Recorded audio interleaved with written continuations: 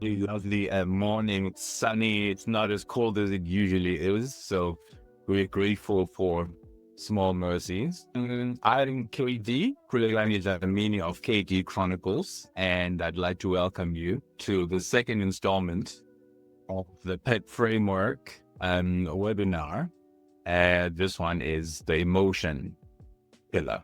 So we intend to have 3 of these. The next one, I think we have scheduled it for the 19th of July, which is going to be the prosperity portion of pillar.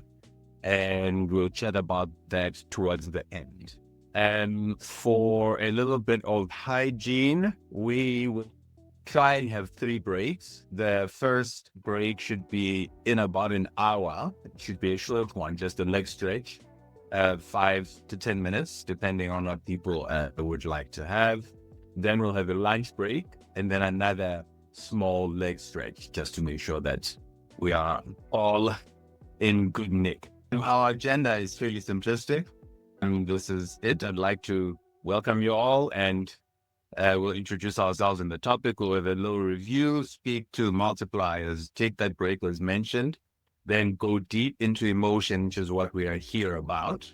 And then just chat a little bit about how we integrate all of what we would have learned into actionable outcomes that we then can create tracking methods for. And hopefully we can share something that's a little bit exciting about the tracking idea. Because ideally, what we talk about here, its intention ultimately is that we end up creating accountability partnerships or accountability systems that can make sure that what we try and habituate continues to get deepened and habituated, and such that it can transform us in the manner that we intend to transform ourselves. So before we do anything, unfortunately this time around we don't have a lot of people, and we probably can get through this in a very few minutes. Can you please introduce yourself? Tell us who you are. Tell us your name. If you don't want to tell us your age, you don't have to. Your vocation and your superpower. I would like for you to go through all of those, specifically your superpower. I will give a sample of what that means.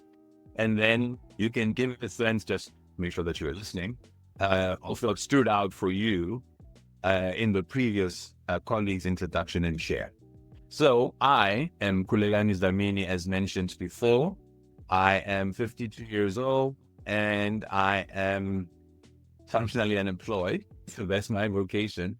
But my love, my superpower is the ability to be a sharer. I'm a seeker and a sharer, which is why I'm here. So thank you. So what's to go next? Don't make me call you, Priscilla. Hi, everyone. My name is Priscilla. Like Kulakani, I'm functionally unemployed, loving every moment, in a space of just finding myself. And I think my superpower is really being present, or working on being present. But I'm very much about community upliftment and working with the youth. So it's really just being present, more specifically within the youth space, and being present just to listen if need to be. Thank you. Thanks for the opportunity. What stood out for you about the previous colleague's introduction? Fortunately, I missed the first one. Pardon? I am the first colleague. Oh, what you said. Yes. Oh, okay. I thought the stood out is what I took from the previous presentation. I've missed that one, so just give me a minute to reflect on that. No. What I mean is in the introduction of the person who went before you. So I was Correct. You. So what? Which is you. Yeah. For me, from you, is the fact that you embracing, being functionally unemployed, but also what stood out for me is that you using your time to do good for others by, for instance, for an example, doing this and building a community of conscious people. Excellent. Thank you. Sure. Right? Who's next? Well, let me start with the hot topic, which was what stood out.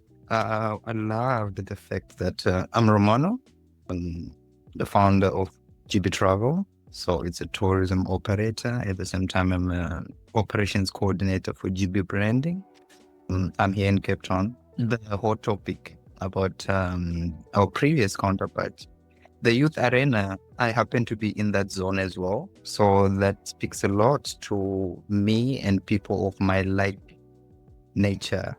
So being present, listening, and uplifting, those qualities are key. They're very golden, and that's very heartwarming. I think that stood out. Oh, my superpower. Yeah, I also like to uplift others. Like I said in the previous session last time, that when you climb up the ladder, you pull others up. So yeah, I like to shout out words of inspiration. I like to motivate and to see others, to be a voice, those ones that cannot speak for themselves. So inspiration, motivation, that could be a superpower of mine. Thank you. Who is happy to go next? Let me jump in. This is Letu Tula Malimela. I'm originally from Durban. I'm in Johannesburg. I am 48 years old, and that's nearly half a century. At times I feel like I am functionally unemployed, but I'm self-employed. I'm in the financial services, investment management particularly. My superpower is, I think I'm a good listener, and I'm a practical person. I prefer to get things done in reality and to get my hands dirty as opposed to theory. I prefer to get my hands full and get involved. What stood out for me from the previous gentleman is the passion to work with youth, with young people. I find myself, as a person who's running a growing company, I'm getting more and more involved with those people. So I feel I need to understand them and do my best to work with them. Fantastic. That's me. Thank you. Fantastic. And Ms. T? Oh, Edwardine. Yes. Example, yes. Good morning, everyone. My name is Edwardine Diamonds. I am 32 years old, vocationally also unemployed, but I don't like to say that. I am currently in transition of careers. I've had to put it like that. And my superpower, I'd say, is, apart from the fact that I love talking, I also do love inspiring people in the pursuit of their dreams. I do believe that once your chase towards your dreams dies, you kind of tend to live a life that feels as if it doesn't really have purpose because you're not operating in your design. So yeah, that's just one thing. One thing that stood out for me that Letu said, that is that he's a good listener and a very practical person. So yeah, I really like that. Lovely. Thank you, Edwardine. All right, Ms. T, it seems like you're the last one. All right. Good morning, everyone. My name is Dewey. I am the founder of GB Group, and I'm 29 from Cape Town. What stood out for me about what Edwardine said is wanting to inspire other people, which is absolutely true about her. She's amazing. And then my superpower, I think, would be that I'm quite empathetic and I make people very comfortable to share. Essentially creating a safe space, to offload from time to time. So I think that's my superpower. Lovely. Thank you very much, everyone. I think because we are such a small cohort, we're probably going to make this nice and conversational as opposed to it sounding and feeling like a bit of a lecture. So, as mentioned, we are talking about emotions. We're talking about this really, really complex part of our framework. And now emotions within the framework, they're a bridge from ourselves into the external world. And the intention really here is to articulate the idea of self-authorship, the idea of being able to not be reactive to the world, but rather be the one who writes the world that you want to live in. And to Letu's point, We are not trying to make it too rule either. We really just want to make it such that we understand ourselves, our own motivations, and then create accountability systems that can keep us growing and evolving in a meaningful and intentional way. So if I were to ask what emotions are, I mean, we have a small enough group, so I definitely expect everybody to have a view as to like definition of emotion is for you. And once again, I'll just call people out because I'll start from the top on my list. So I'll start with you, Nitu. What are emotions to you? That is, it's a challenge to try to define emotions. I think I'd say emotions are an impulse, a natural impulse to almost like a psychological response or to something that's happening, that we are experiencing, and how we respond to that in terms of our feelings, how our response, our feelings to is coming at us, what is being said to us, what we're experiencing, what is being done in the environment. This is interesting. It's quite a challenge trying to define what are emotions. To articulate this, but it's a feeling in response to what you are experiencing. Excellent. Appreciate that. So feeling, impulse, response to external stimuli, a psychological response. Because you can see that covers quite a set of things. Ms. T, unfortunately, you're the second one. What emotions to you? Honestly, for me, I think for the longest time, emotions is just feelings, in simple. That's how I would describe it. Yes, feelings. Excellent. And Ms. Priscilla? Hi, I agree with the two. It's definitely feelings. But I want to just add on, it's feelings that comes about that get triggered. If I want to use the word trigger, it's trigger doesn't necessarily mean in a negative way. Emotions can be triggered. Feelings can be triggered in a good way as well. So for me, the combination of becoming aware of that feelings, when it gets triggered, and that for me, as I said, difficult to define, but that can be seen as an emotion, once the feeling gets triggered. So I want to push back because actually, I think to all three of you so far, because you're kind of saying a tire is a wheel. Pardon? Just repeat that. So saying a tire is a wheel. You basically are saying you're using the definition of a thing as the answer.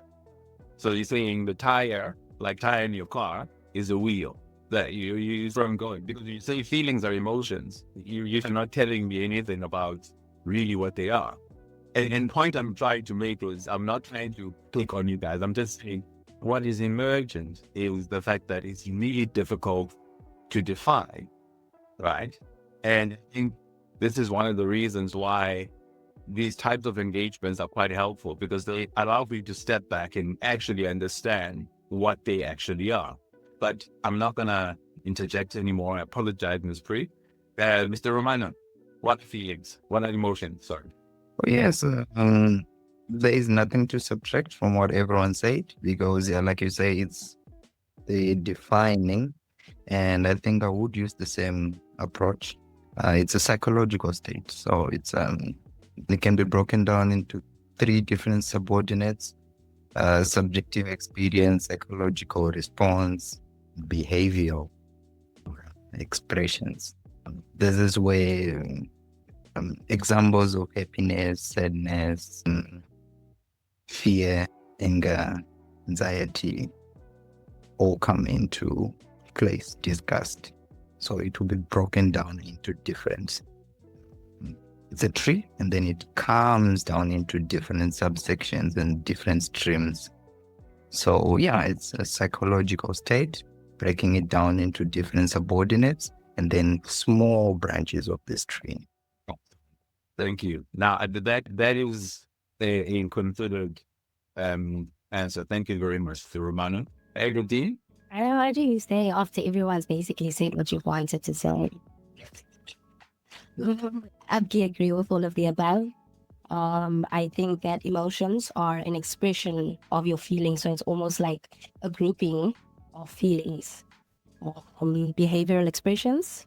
And I'd also say something like physiological responses to what you are going through, maybe neurologically, how you're responding to something. Fantastic. Now we're starting to get to the meat of things. Now we're starting to talk about physiology and Miss T. And keys in yourself, you know, the name, age, vocation, superpower, and then you let us know your view of what emotions are. See now? I see you hiding there. So I've just started trying to sort my noisy background with kids. Hold on. Oh, okay. I think whilst Tina is figuring herself out a bit, we can keep moving a little bit. So I think what is clear is this is a very complex subject, and it touches on so many things, so many areas, so many endeavors, so many states of being that it's like quicksilver. It's hard to really grasp and like put your hand around it. And once again, the intention of this webinar is not to really give you psychological depth, because I'm not a psychologist or psychiatrist, but to just give you a sense of my experience with creating frameworks for myself that allow for me to try and understand these things a little bit better. So emotion by its very nature is energy in motion. It's almost in the name, right? It's how the energy around you, whether it's neurological energy, whether it's spiritual energy, whether it's physical energy, and how it gets directed around your body and around your entire being. And intentionality allows, or at least it suggests to you, that if you want to self-author your life, you need to be able to direct your energy. Otherwise, it will drive you from pillar to post and typically lead you down roads you don't intend to go down. So I think we've all kind of covered in very explanations what emotions are. But my biggest, I suppose, the thing that I posit is that all of our experiences are neurochemical events. Love, as much as it's something that we treasure, it's just a neurochemical event. And so they are a physiological happen to you that happens at a very particular neurological level. Now, emotions also shape and are shaped by our beliefs and experiences and our contexts. That is also self-explanatory. And I think everybody has, to a certain degree, indicated that they combine your thinking, your cognition, they combine physiology, so your reactions to stimuli from the outside world. And the one thing that is possibly an elevation of what feelings or what emotions are is that we allow for you to decide how big a thing is, how small the thing is, how relevant a thing is, and how irrelevant a thing is. What our memories, how they are recorded. So how you remember something is colored very much by how you felt when you went through it. So that's what broadly emotions are. But why do we have them? They guide our actions, right? So we know that when we are fearful, we need to act, right? Or freeze, depending. But when we're fearful, there's something that happens to us, and we might not physiologically be cognizant or aware of it as it's happening, but we'll know that we're afraid, we are anxious, we are sad, we are happy, right? So they guide our actions. Philosophically, they're part of who we are. You know, I had a conversation with a friend the other day, and one of the things that they said was emotions mean different things to different genders. And so that's part of your identity. The old adage, men don't cry, right? There's something to that. Whilst it is very not rogue, it does indicate a certain proclivity towards a certain cohort or group of emotions. Men are supposed to be brave and bold and strong and all of that, right? And practically, they also affect our decision-making and they deepen our insights. So, I actually had a really interesting thought earlier. When people are dancing, and Black people dance specifically, we made the faces. So if I were to take a picture and just show you the face of a person who's making that dancing face, you might think that person is disgusted, right? But if you zoom out and then you see all of the person is in deep, whatever, I don't know what the dances are. I'm 52, so you guys can tell me what dances there are. But they're deep into whatever the dance is that they're getting into, and they're joyful, not sad, right? So the context is also quite relevant. So if we're talking about them, but what's the point?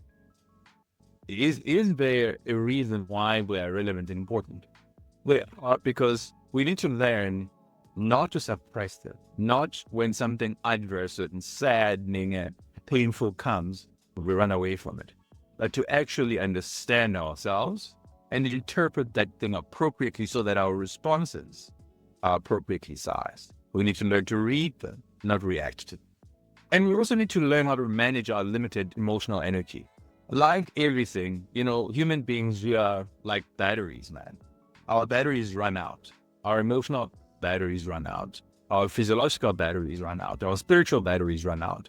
And if you are clumsy with the utility of your battery, you probably end up being exhausted and not being able to fulfill some of the general tasks you're supposed to fulfill. And at the extreme, you're unable to fulfill your purpose because you just don't have enough energy. This watch every morning tells me about my body battery. So I know if I haven't slept well, my body battery is low, and I feed it through the day around 2 o'clock. If I start in the morning by training, I'm struggling. No amount of coffee can get me going because we are just human beings with finite batteries. And the reason why we're talking about it today is because we want to habituate emotional health, because emotional health improves your alignment, it improves the management of this energy. So who cares about habituation? Really? Now, this is probably for the benefit of Priscilla and the two mostly, because I think the other people were here before. I'd like to just quickly review the first session so that we speak the same language as we go. As human beings, unfortunate thing is we are not really fully aware of what else goes on with us. And from practical things, you don't monitor your heartbeat, as in you don't manage your heartbeat yourself. You don't tell your heart to beat. It just does it. And so there's a variety of activities similar ilk that generally just occur. Also at a psychological level, you've got the same thing. And at a neurological level, you've got the same thing. So what we are conscious of, what we have control of, is so small to the subconscious. And the subconscious can be our undoing or our magnification. And the science behind habits leans on the fact that whilst our brain is less than 5% our body weight, it consumes a fifth of the energy. And I mean, the example I made the last time was, if you go to a gallery, art gallery or a museum, and you walk for an hour, the exhaustion that you feel is disproportionate to the energy you've expended walking. And the reason for this is because your brain is such an energy-hungry tool, it is trying to categorize all of the arts and sculptures and all of the stuff that it's seeing around it and trying to say, okay, so this one is better than that one. This one is more valuable. This one is pretty. This one, I'm supposed to like this one because the Mona Lisa, everybody says it's awesome. I'm not so sure why, but here I am, right? So the brain, specifically your prefrontal cortex, the part that does all of the thinking that you're conscious of, is just energy hungry. And what habits do is they create rules of thumb. They create a system or systems that you can use to navigate the world, so that if you've experienced something and then you experience it again and you experience it for the fifth time, by the fifth time, the brain knows what to expect. And so it just jumps to the conclusion. At that point, you're not thinking anymore. There's a heuristic. There's a rule of thumb that's been put into place so that you are efficient with the utility of your. And why do we have them? I think to the point I've just said now, they're about efficiency. We have limited biochemical and cognitive energy, and generally, we make shortcuts. We create shortcuts that allow for us to process the world as efficiently as possible. Now, the problem with habits is you don't really know, or rather, maybe you do know if they're good or bad, right? But you don't know if you're habituated. You might think, you know what, I'm going to stay up and watch, I don't know, some show. And at 2:00 in the morning, you're still up. And then the following day, you do the same thing again. The next thing, it becomes your habit. And it can accumulate into something that is a rule of thumb, but a negative rule of thumb. A rule of thumb that eludes you of the energy that you require to engage and process the world. The alternative is also true. If you engage in positive habits or in good habits, those good habits typically create something that is a flywheel, a continuous production of good outcomes because you're engaged in good activities or good habits. So they lead to excellence if you are consistent and if you apply the system quite rigorously. And I mean, if one quotes James Clear, the guy who wrote Atomic Habits, says you don't rise to the level of your goals, you fall to the level of your systems. So if you have systems, if you don't have systems, no matter how noble your goals are, you are unlikely to be able to create repetitive and positive momentum that can allow for you to keep growing, right? So systems are very important. And we will talk very quickly about the formation of habits. And we know how habits are formed generally. There's a response to a cue. There's a stimulus from outside that creates a desire of some sort. And you fulfill that desire by doing something, whatever that something is. And in your brain or in real life, you get a reward. And so anytime this cue comes, your brain expects this reward now, and therefore it engages in this particular habit, whatever that habit is, based on that craving. So an unwanted habit, very similar to a wanted habit, can result as a function of your response to an stimulus or a cue that you receive from the outside world. And what we're trying to do here is to sort of get you to the point where you understand that data converts into information, and information converts into knowledge, and it compounds into mastery. But it doesn't happen over time. I mean, it doesn't happen immediately, it happens over time. If you look at what is called the Dunning-Kruger effect, where if you start something, you feel really great about it. You feel like, oh my gosh, I'm so awesome. And you get to the peak of Mount Stupid, and then the real detail about whatever it is that you're engaged in kicks in, and you realize, oh, I know nothing. And you fall Mount Stupid, and you sit in the valley of despair, and you say, oh, who's me? I am worthless, blah. And if you are bold, if you are intentional, if you understand that compounding is a function of consistency, you then sit through the learning that you require to get to the point or that plateau of sustainability where your competence is as high as a function of the knowledge that you actually get to have. So yeah, they want you to go from knowing nothing to being a guru. So how do we get off Mount Stupid and grow towards wisdom? Frameworks. It's simple. You cannot build a house without a framework. It just doesn't work, right? And frameworks are helpful, as said earlier, because they facilitate intentional and repeatable actions that can be reflected upon in an organized fashion. And in that reflection, we can learn, we can adapt, we can make whatever changes are required to move us forward.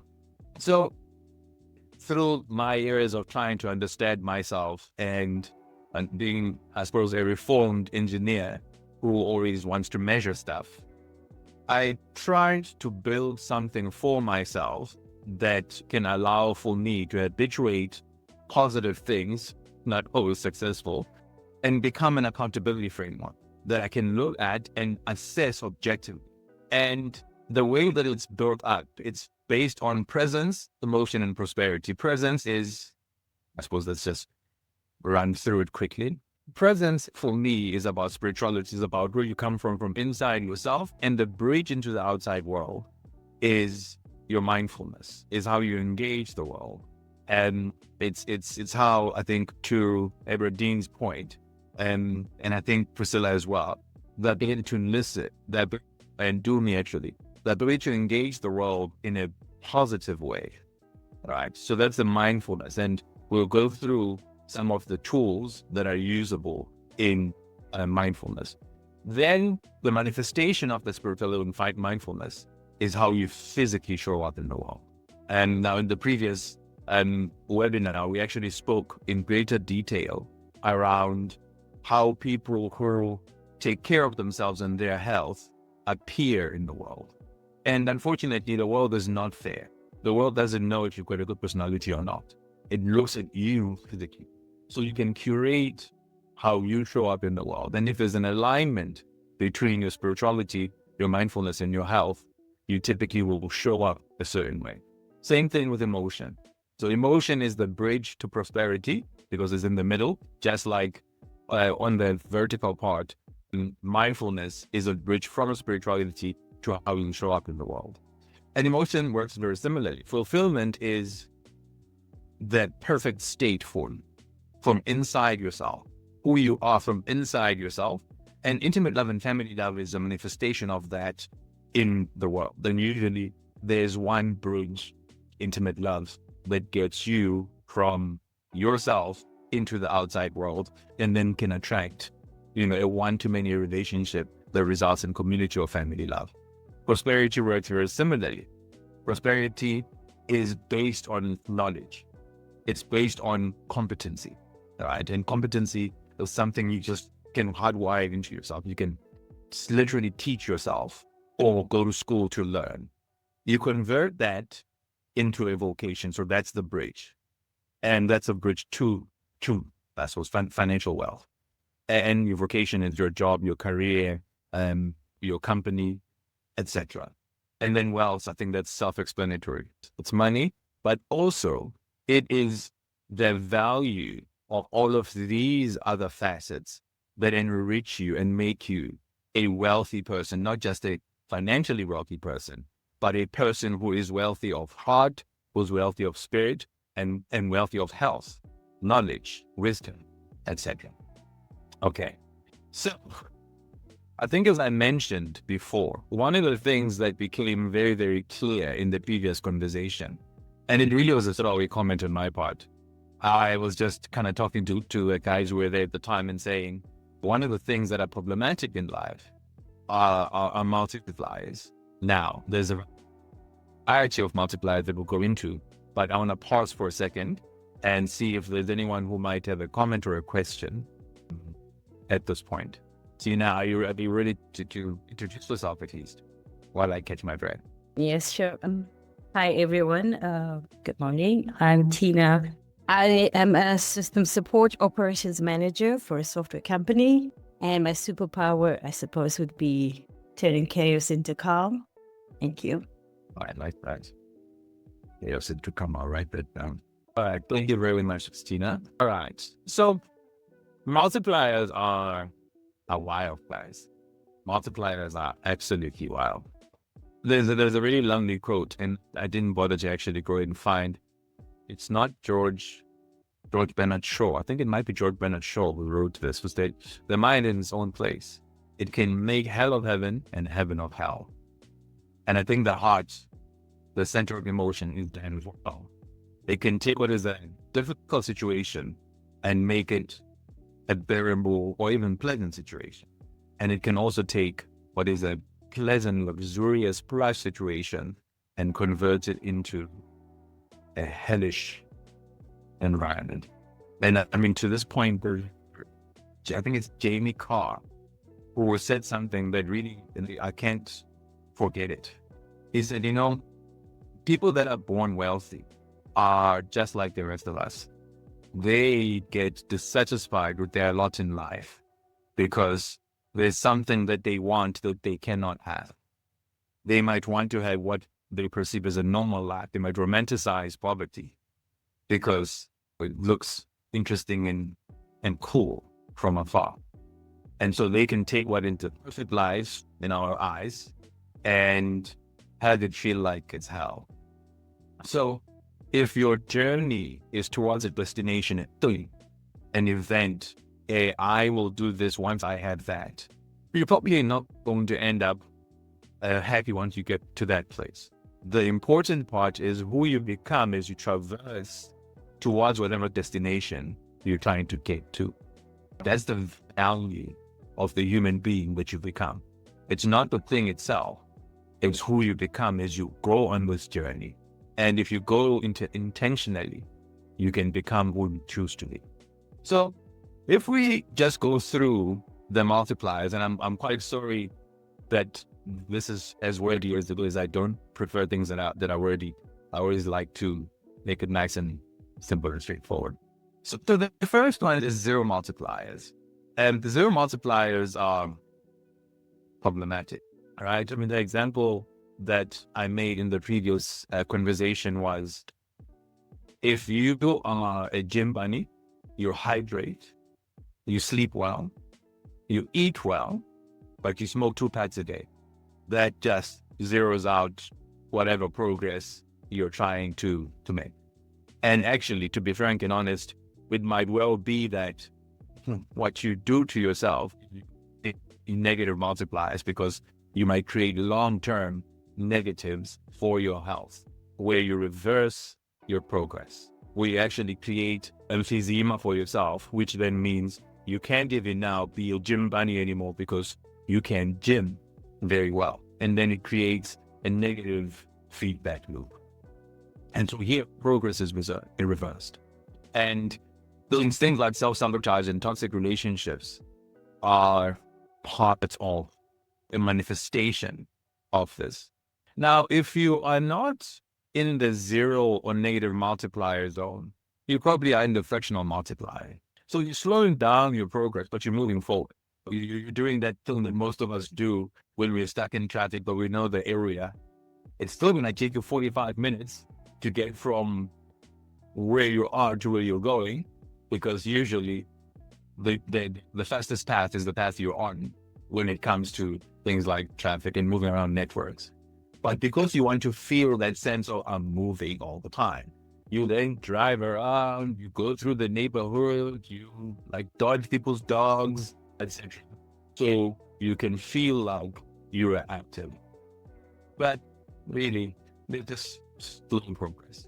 And things that contribute to these, like poor time management.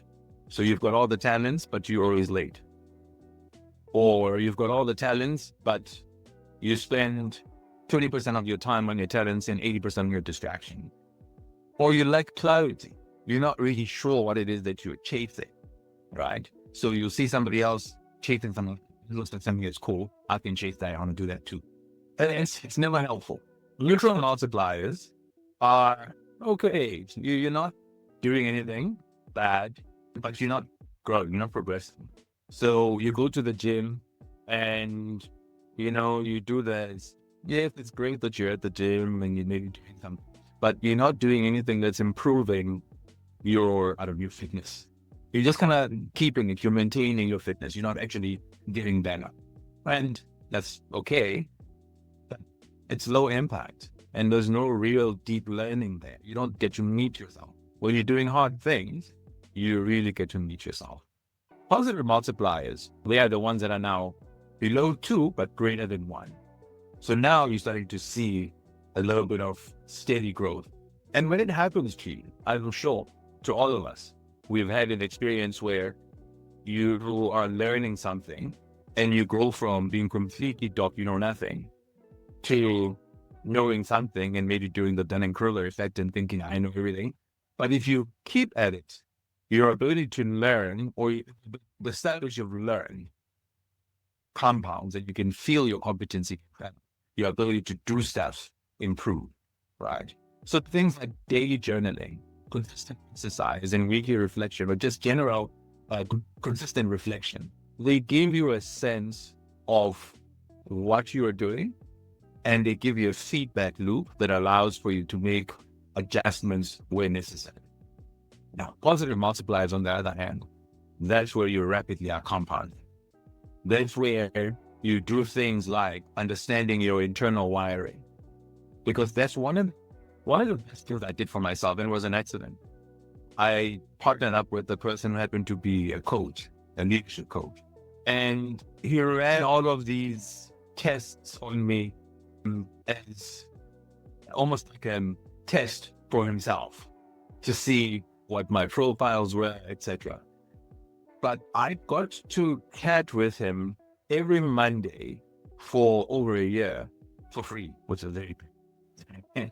And I got to understand so much about myself. And really, there were parts that were so disappointing. There were so many things that were so hard to hear. There were so many things that I had to basically tell myself, you're spinning your wheels. Do something or stop. Don't just pretend like you're busy. Create busy work for yourself. And you know, the positive multipliers in the example here, things like deep work, going for networking that is intentional, not just networking because you want to rub shoulders and hobnob. Sleep well. If you need therapy, go to therapy. Learn intensely. Then you'll start feeling and seeing the benefits of that and growing. Exponential multipliers, wow. This is where, you know, we are going to the moon. All right. This is where you have the habits that you need, the habits that are part of your talent, and they're so well integrated that they spill over into each other. Here's a good example. So if you are training quite a lot, right, and you're eating well, and you're hydrating, and you're sleeping well, what typically happens is you're likely to be quite good at the vocation part of your life because you are clear-minded, you have energy, and in most cases, there is a thread that lines up between who you are at the core and how you're showing up in the world. Now, that's when you've got nonlinear amplifiers, thing that when they multiply with each other, they just make you grow in an explosive manner. One of the ways that I was saying to the last cohort was, it almost feels like you're doing magic. Like, you know, there's some witchcraft that you've got going because you are just so well attuned with yourself and your talents and your abilities that you are not being wasteful of your energy. You are pointing your energy where it's supposed to go. You are restoring your energy when you should, and you're being kind, good, and empathic with yourself, and then shows up in the outside world. So, any questions here? I'm going to elaborate a little bit about it. There's an arc that one can go on to basically get from negative multipliers all the way to the exponential multipliers. But are there any questions at this point? If I were to ask you guys, in your life, which multipliers do you think predominate and why? Once again, I'll just start at the top. So at the top, I'll go Romano. Okay, come back again to reiterate. So I'm saying we all have, if we speak about multipliers, everybody is at some point with their multipliers. Some of us have zero multipliers predominating our lives. Some of us have negative multipliers predominating our lives. Some of us have functional, etc. So if you were to, and really this is quite subjective, there's no objectivity here. It's just, you know, we can prove it that you're not telling us the truth. Which multipliers in your role predominate? I was just looking at the examples, and I see the spiritual awakening that has been my journey for the past 2-3 years. because yeah, a lot of dark things happened. So I've been lost myself, trying to figure out who am I? What is the purpose of this world? What's going on? What's happening? So I've been going through that whole thing of trying to find myself spiritually and trying to gel with my talents. Who am I? What is my best, strongest points? So it has been like coming from the negative or from just not knowing yourself and then trying to harness and own who you really are. So I've been at that core of just trying to figure and find myself back. So the spiritual awakening, I would say that has been pretty much my call to action as of late. I don't know if that answers. No, but I want you to give me any one of these. Oh, We to multiplier. it is on the positive. It is on the positive. It's not on the negative side. So it is on the multiplier. Yes. Fantastic. Thank you. I think I'm somewhere between fractional and neutral. Yeah, I think that's where I find myself. Why do you say that? Well, one, I'm in the space of building a business. There's a lot going on and I'm still trying to figure myself out. So yeah, and then I think personally too, family will get to you sometimes. So yeah, that's why I put myself in that bracket. The fully give us to Miss Priscilla. Hi. For me, it's definitely on the positive. I've done some extremely deep work. I had to walk away from a space that I felt that didn't work for me. So yeah, I mean, deep work to the extent of, yeah, really being angry with the world, being angry with myself, but also finding myself within that and the daily journaling and all of that. That is things I do on a regular basis, getting out there. So definitely on the positive side. I would love to say slow and steady growth. Slow and steady growth. That's fantastic. Thank you very much. Sweet. I think Edward Dean is next. I would love to sit here and say that I'm on the positive multipliers, but to be honest, I'm on the negative fractional multipliers that I would say are the dominant. Self-sabotage is actually a real problem, Shame. It's actually a real problem that you don't often realize that you have until other people would note out and be like, but why aren't you doing this? Why don't you do that? Why don't you do that? And you don't realize that you're actually sabotaging yourself. But I've also had a touch on the exponential multiplier, which has been a bit of a spiritual awakening. But predominantly, I would say it's more the fractional negative multiplier. Excellent. Thank you very much for the sharing. Miss Tina? Mine alternates, I would say, depending on what we're talking about. When it comes to my professional life, I suppose I would, well, it depends with the week, fractional multipliers sometimes, because I do see that the time management issue. I get too absorbed in the work, but I feel like I'm not making much progress that will benefit me in my life. And then, most times I try to stay on the positive too, intentionally, but it's hard to maintain. So yeah, it's a work in progress. That's great. Thank you very much for that. I think he too moved himself around somehow. I don't know how you ended up at the bottom because he was at the top. Yeah. All right. Thank you. Yeah, this is interesting. I think in my life, what is prevalent is probably some oscillation between fractional and positive multiplier.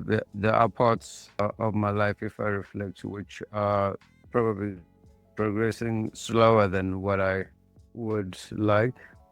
Yeah, like you say, there is some movement, but somewhat inefficient, and as well as time management. At times, I don't really do well with that, in the sense that where there are multiple sort of demands on one's time, I tend to be disproportionate and block out a whole lot of other things. I manage my time in a way that is proportionate, where I focus on one thing at the expense of another, as opposed to more efficiently sort of juggling. But Yeah, there are things which I think there is incremental improvement. I've been, for my own standards, quite sort of consistent about self-improvement, or especially on the academic side in relation to my work, my business. Daily journaling, I'm not as good on daily, but I do journal from time to time. So yeah, and have some reflections, whether it's weekly or any other day. So I think I oscillate between that most of my life. Fantastic. Thank you very much, Litsu. And thanks everyone for this share. It's the challenge with this topic is you can't outsource it. If we're not talking theoretically, we're talking about what's happening to you, what actually is about yourself, your life. And habits, they're like a channel for energy, right? And I showed earlier, habits are not just a behavior. They might begin as a reaction that evolves into a pattern. Now, that pattern can be a conduit for or off purpose. Like it can be the thing that gets you to your real, true inner self. A lot of the time, like I said earlier, we emulate other people because they're polished.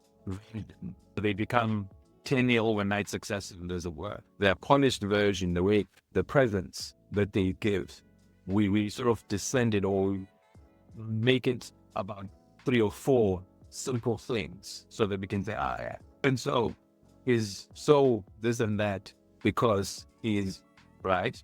But obviously, it's not true. If you want to evolve into all of it is a cocktail. It's a cocktail that must evolve together. And then there is a habit evolution arc that can take you from negative to the exponential.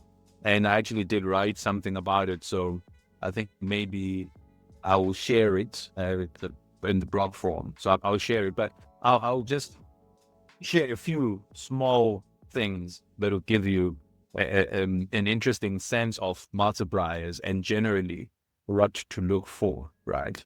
So if you are dealing with negative multipliers, they're typically, it will result in destruction. And also, it's almost like you paint your life through a film. You feel quite dissociated from your life. So the habits themselves, they feel like you're not in control. You like just pushing with them lights, right?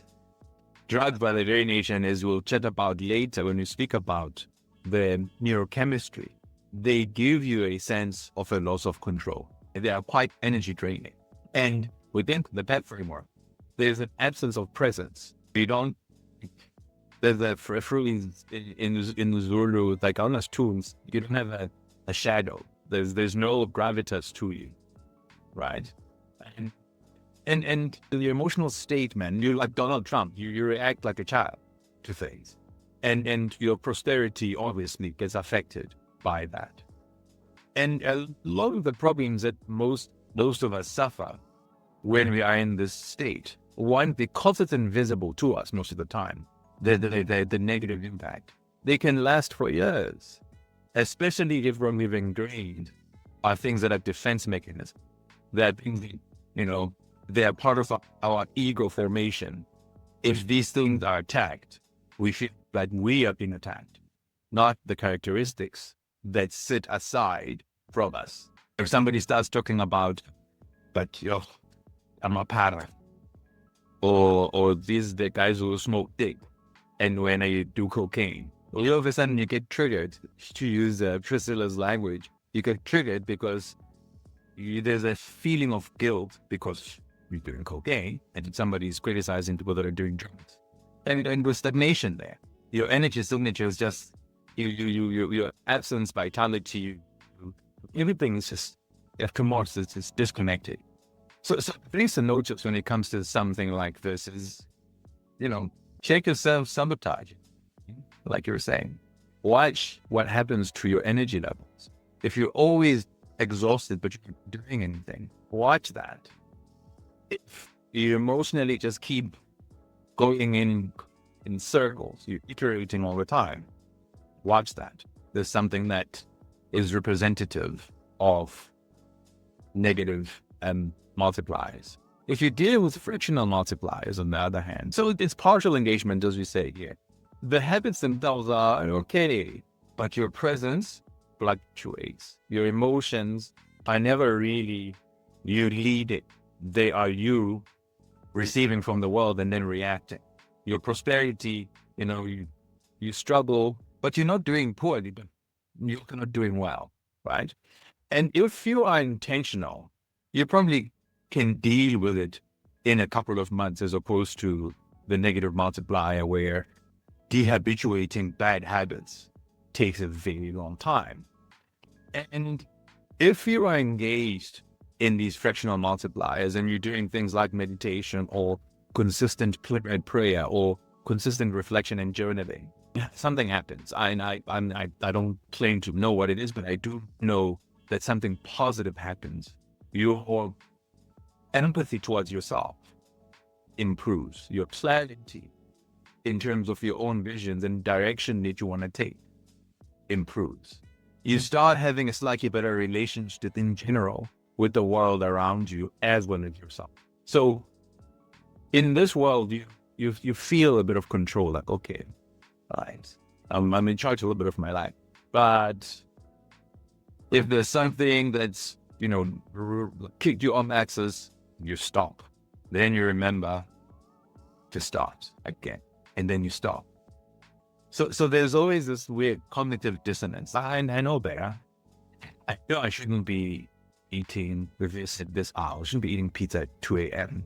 But it's fine. I'll go to the gym tomorrow, right? You're positively fractional, but you are still self-sabotaging to a small extent. Then when you get to stabilization, the neutral multipliers, now your habits are a little bit more predictable. You're regular. If you say to yourself, I go to the gym 4 times a week, it really is what you do. It's not I go to the gym maybe this week 3 times a week and then other weeks I don't go. It's now part of the things that you are, the things that you're doing. But you might not be really doing deep work when it comes to going to the gym. You're still mailing it in, but at least you're there consistently. So your presence feels a little bit different. It feels a little bit better. Your emotional resilience is improved. You now are able to not react all the time. You now are able to, if somebody is hooting at you, sometimes let it go. Other times you're still swearing at them and you maybe even leading to a little bit of road rage. And your prosperity is not too bad. It allows for you to live in a life that is okay. It's not like the previous ones where, you might be living from check to check. Like you're okay. You've got a little bit of something that ends up being left behind. You're creating, you're growing. And consistent behavior here is usually quite short, right? In terms of its efficacy. And I mean, this is what you typically hear when people talk about you can habituate anything in choose a number weeks, right? So between 4 to 8 weeks, you can habituate anything or dehabituate as well. So if you don't want to drink, after 8 weeks, your desire to drink might be there, but it's not urgent. It's not a driver of your behavior, right? So most things in this world start being a little bit better. Your sort of nervous energy in your nervous system, not in your, I'm scared. You're able to manage yourself a little bit better. You don't get angry too quickly. You're aware enough of your body. You're aware of when something is not okay. There's almost like an automatic body scan that you get to be able to do that kind of tells you like, damn it, I'm not okay. I don't know why, but I know I'm not okay. So you'll notice you not have a lot of emotional, you're a little bit steadier. You trust yourself a little bit more. You even go to the gym, even if you don't want to, even if you're like, today, I don't want to go. Damn it. And that's when the flywheel starts moving. Now, this is great. Good one. Flywheel starts moving. Now, the thing that you do, the habits you you start embarking or partaking, they're now energized. They're about your identity. I call myself a long distance swimmer. And being a long distance swimmer is not an activity that I do. It's who I am.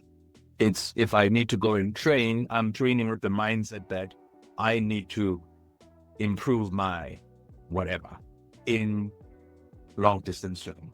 And so that's when you've got integration and alignment that comes from consistent practice, consistent habituation of positive things.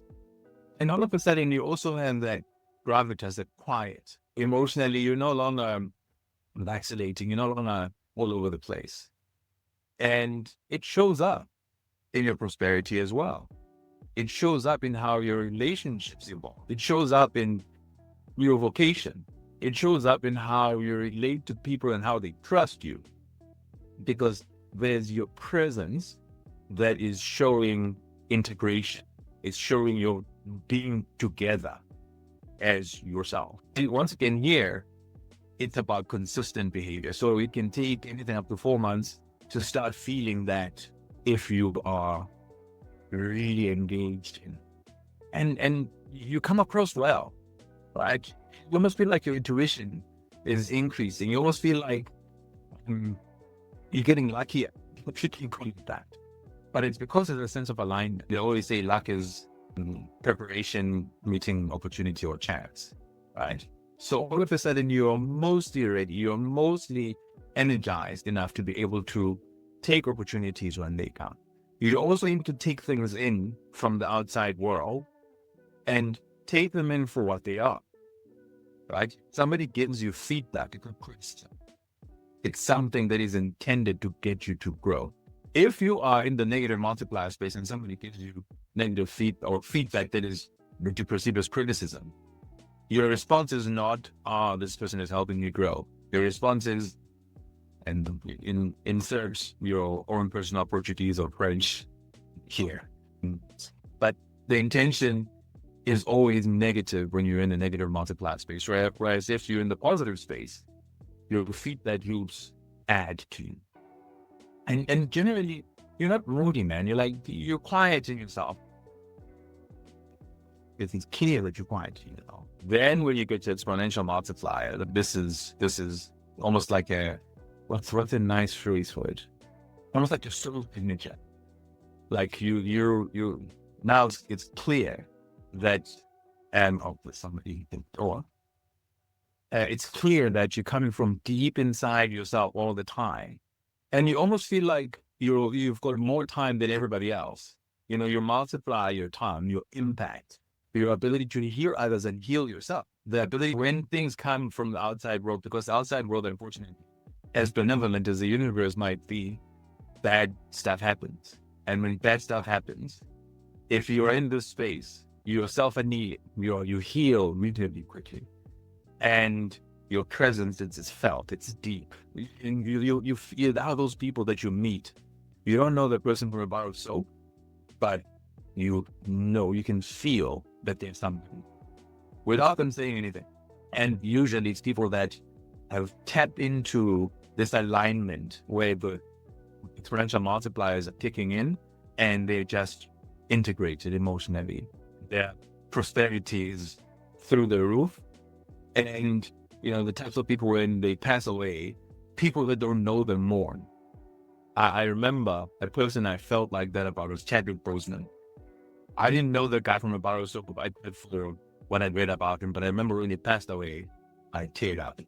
And there was something about him, there was a quiet energy about him that I think, especially towards the end, when he continued working, even though he was going through this really foundationally terrible situation, and he showed up the way that he did, and it was attractive. This takes a lot of time. This takes a lot of consistency. This takes a lot of alignment with yourself. And here in this state, like I said earlier, it's like there's witchcraft. It's like you've got magic.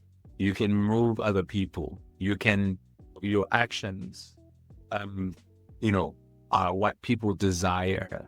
They mirror the things that you do because they are moved by your action.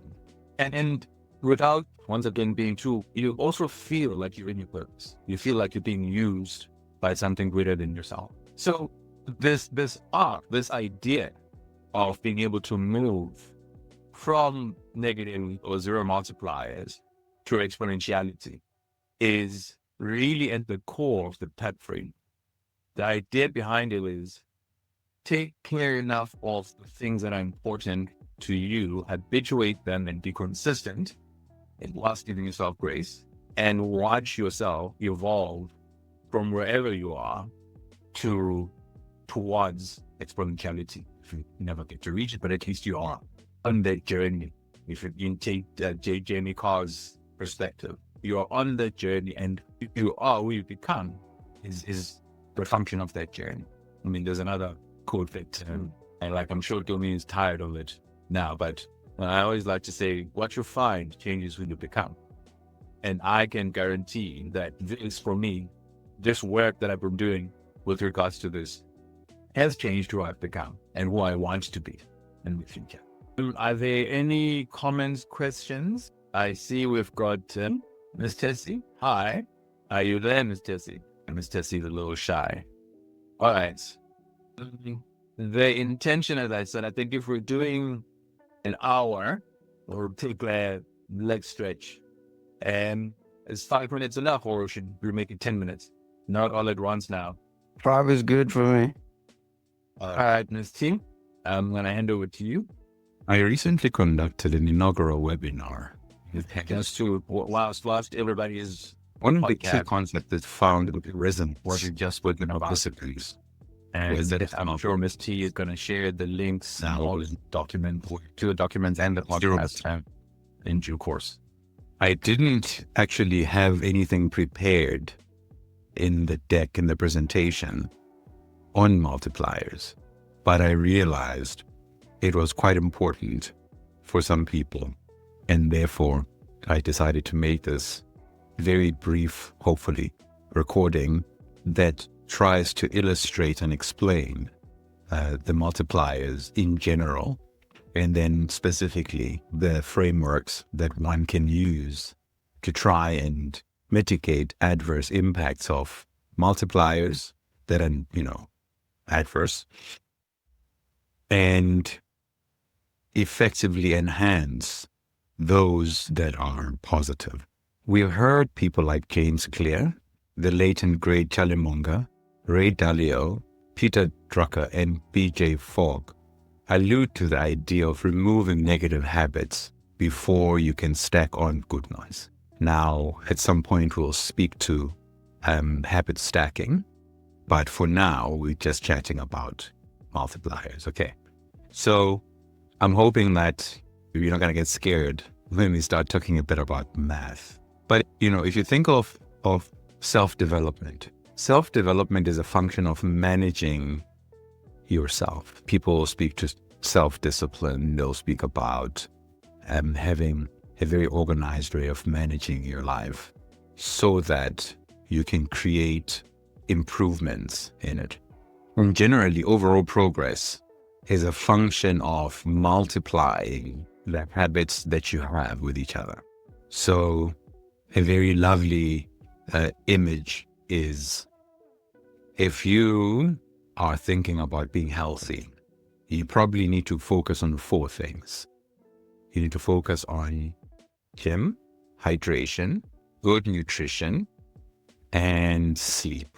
Most of us typically struggle with sleep, which typically creates a virtuous cycle of poor sleep, which leads to stress, which then negates all of the great work that one does with good habits in terms of good eating, keeping oneself physically healthy, etc.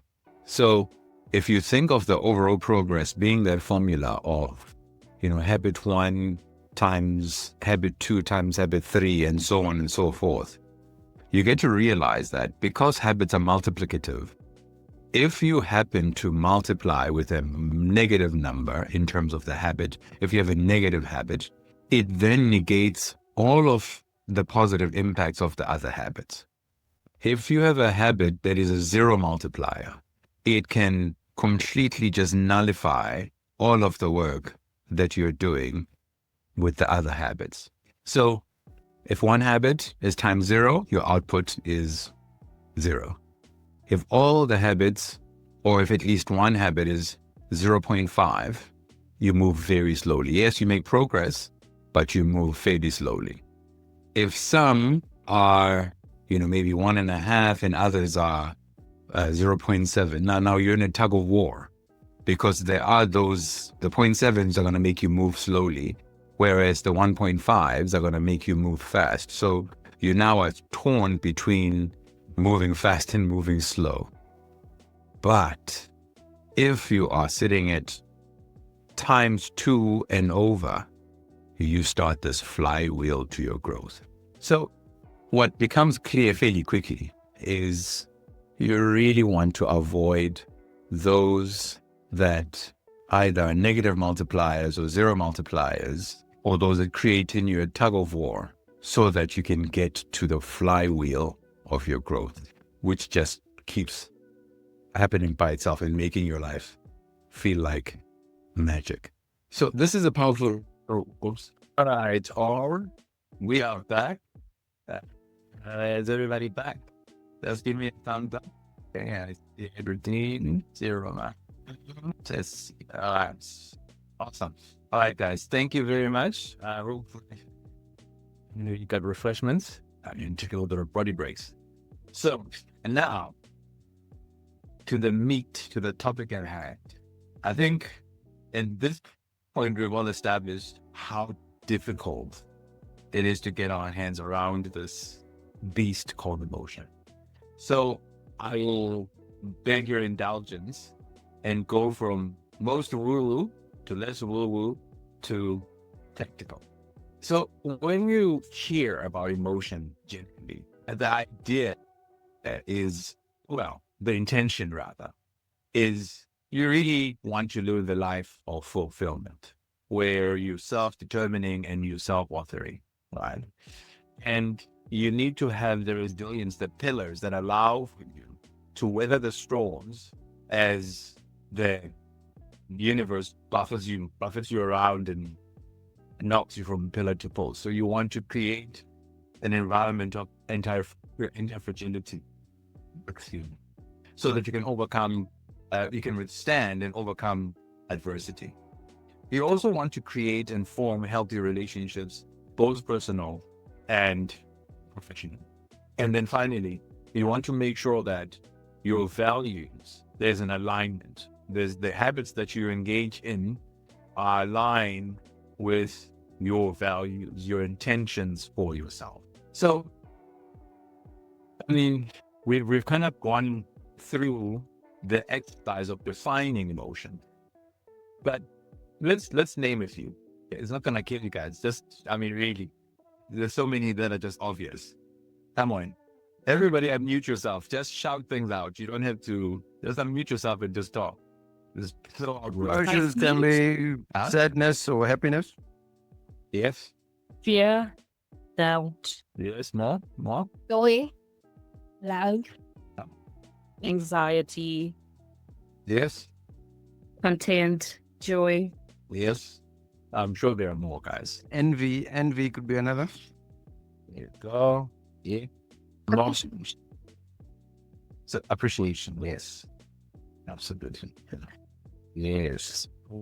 Now, we probably can sit here for a very long time going through emotion, right?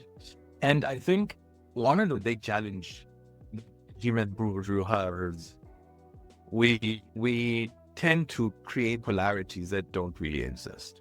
So like emotions, as an example, would be opposite reason. As men, we always say, girls, men, they're so emotional. And the implication is they are not rational. There's an absence of rationality. But really emotions, they give the reason something to aim at. They give you a rationale something to aim at, right? So if you're feeling fear, there is an emotion of fear, and it guides you towards fleeing, freezing, fighting, right? So they give an impulse that leads to an outcome. Now, this is what's called the emotion and feeling wheel. We didn't touch 10 of this. And the reason why at the very beginning of this conversation, we struggled really to define what emotions are, it's because of this. In some cases, they're subjective, right? In some cases, they're about things that you think you're in control of, but you're not. They're about fear. They're about all kinds of things that are quite difficult for you to, once again, put your hands around, right? There are physiological outcomes from emotions, there are behavioral outcomes from emotions, there are cognitive outcomes from emotions, and motivational outcomes from emotions. And so you realize this complexity, how overwhelming it can be. And depending on the state of your multiplier, you can experience a certain type of or a certain group of emotions that can color the life that you live, that can taint the version, even your self-perception, your self-awareness, that can taint the version of yourself, the story you tell about who you are. Now, this tool is quite helpful and very, very useful. It's used quite significantly in therapy, where there's something called AC, where you label your emotions, right? And this is not part of it's just additional information that I'm sharing because it's quite helpful. And the idea behind it is, if you label your emotions, you finally get to the point where you dissociate from. What I mean by that, you don't assume what the emotions are, because you are separate from the emotion that you might be feeling. There might be a stimulus that's causing that is not actually you, right? And therapies, this is called dialectical behavior therapy, DBT. And this is what we all know therapy to be, which is where you talk. It's called talk therapy, where you sit and you. But the intention really is to always try and posit the opposite of the emotion you're feeling. So if you're sitting at anger, maybe go towards joy.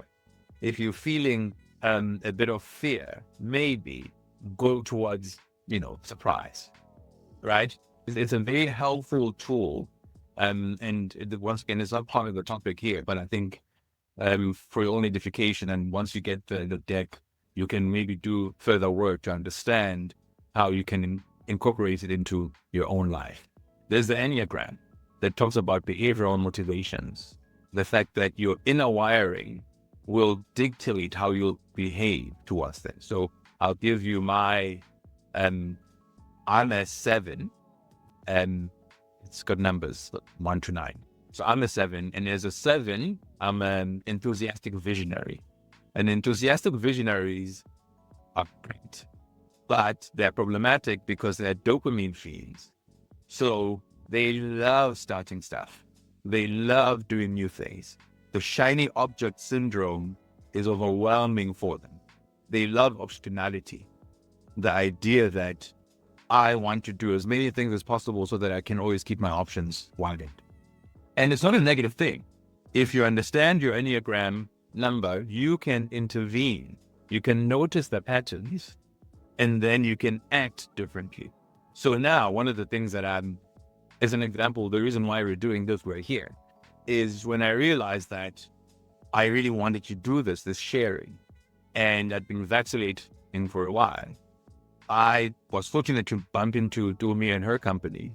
And the reason why now I'm able to do some of this work is because I decided I'm going to lean on someone and stop this pattern of being a flutterby, right?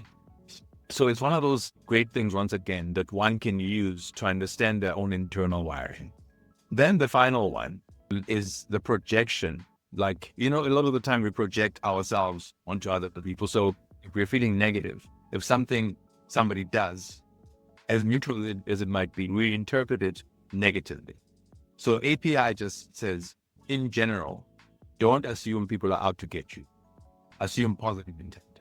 2, don't assume that whatever is happening when the person is reacting to you is about you. A lot of the stuff that you're seeing on this wheel is stuff that typically happens to you. You then might project, and your reaction to the real world might be a projection of something that's happening to you. And you're saying, I'm angry, right? I'm angry, and then because I'm resentful. And then you go, the person, next to you gets the brunt of your anger when they haven't done anything. Or when it's not them that's the problem, it's you that's feeling the fear. So if we then get onto the first level of rule, which is emotion and energy, by and large, I think all of us are aware of the fact we are generally energy.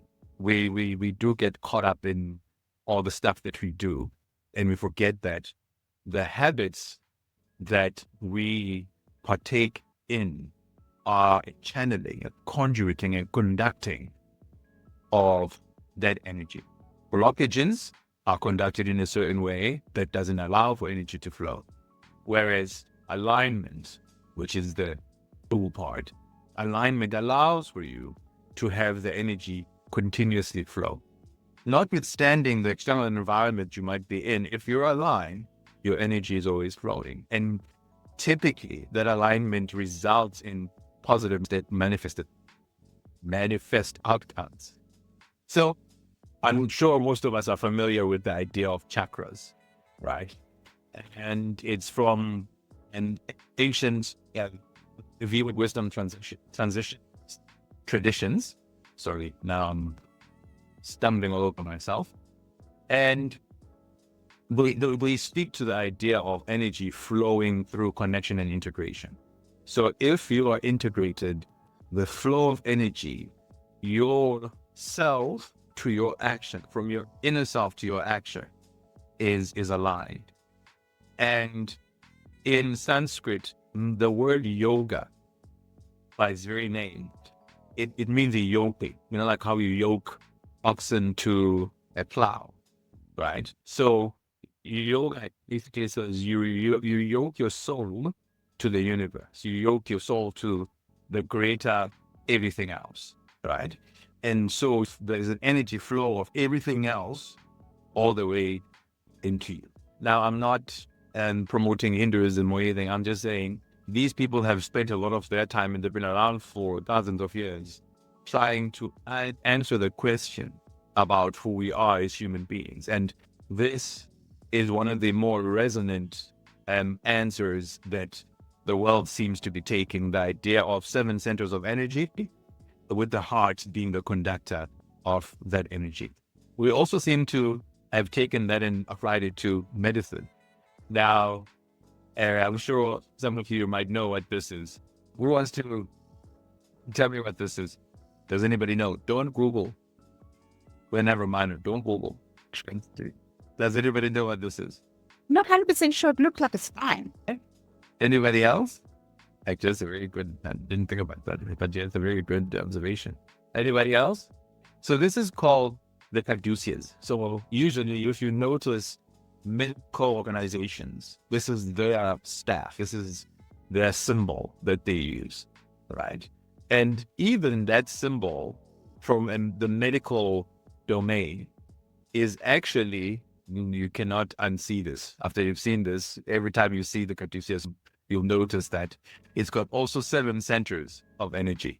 The points of interaction where the snakes meet, right? All the way to the top, obviously, the spiritual part.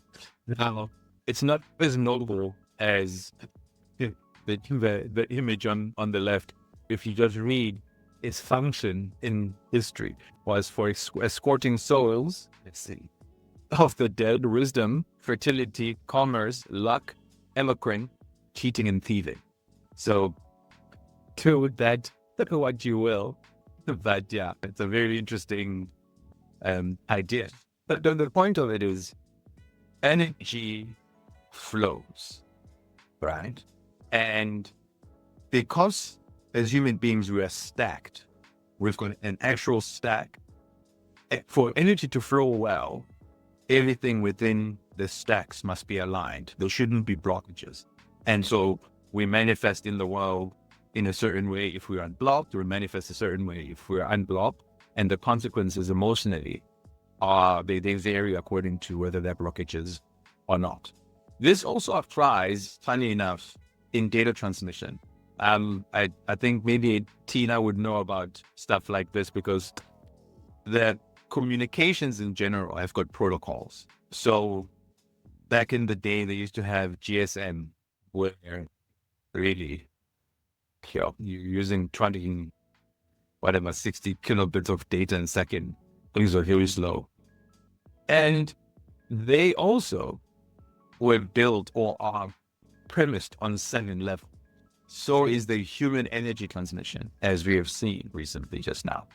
So if you look at the data transmission stack, it's made of a physical layer, data link layer, network layer, transport layer, session layer, presentation layer, and application layer.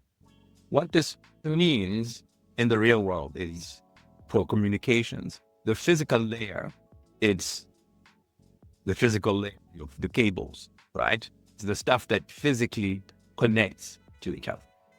The data link layer is when you've got data, it's giving the data addresses, right? So you'll hear people talk about TCP IP, or they'll talk about IP addresses. That actually is literally this. It is, once there's a packet of data, the data is going to have an address. It's going to say, I am packet number blah that belongs to this particular chunk of data, right? Then there's a routing network, the network layer, right? That kind of says, so now we physically have all of these things connected, but they are logical networks, logical routes that connect these networks to each other. And then within that, there's data integrity, the transport, the layer that basically says, okay, so if we are transporting this data, we have to make sure that it travels together. So something like buffering. Buffering is in engineering sign of latency. What that means is that packets of data, because when the packets of data are sent through the network layer is thousands, millions, billions of nodes. So as I'm talking now, my voice is not going through one pipe. It's going through these billions of nodes, and it's addressed, right? So that it's obviously a summary of this data. And as it goes through these billions of nodes, it needs to know that it's taken the route that is efficient, that all of the bits of data get to the destination at the same time, right? So that's the transport layer. Now, once you've opened the session, so once the conversation has, or the data has been transported, you need to actually open a session, right? You need to say, okay, so I'm transporting the data from myself to layer 2. It's going to take billions of nodes to go to layer 2, but the destination is layer 2. And so I will open a connection between myself and layer 2. That's called the session layer. Once it gets to layer 2, in the frame it's in as it's traveling, it's unusable. It's just couple bits of, if you were to look at it, it would make 0 sense, right? So the presentation layer is what then coheses that. It makes the data cohesive. It re-aggregates the data together so that the data means something. Then the user interface is the screen that you're looking at me on, right? The intention behind the reason why I included this is, if, as an example, my data integrity is not working well, all of this can be working super well, but if there's a problem here, we get buffering, or we get a break in the transmission. Now, there's something that's foundational in this. If this is broken, none of this can happen. Not at all. If this is broken, you can still manage, right? If my laptop is not working, I can go to the phone. And this data, because it's still addressed to me, it will still come to me. And there's a pointer that we'll do explore a bit later. Now, if we look at the similar version, I suppose a similar version from a human perspective, the physical layer is what the real world is feeding you all the time, right? It's what the real world is telling you about itself and about the environment around you. The physical addressing is the stuff that you look at that tells you the state of that person. So it sort of gives you an address. It's like, oh, this person is a little bit looking angry. So I know that what's going to be coming in my general direction is likely to be vitriol, right? It's addressed at a negative part or in a negative context. And the social navigation is the routing of meaning, because generally what we are concerned with here is meaning making. What do things mean to us, right?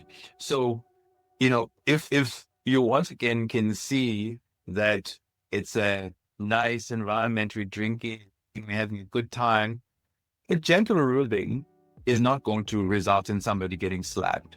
However, if the context is a little bit different, maybe that's what ends up happening.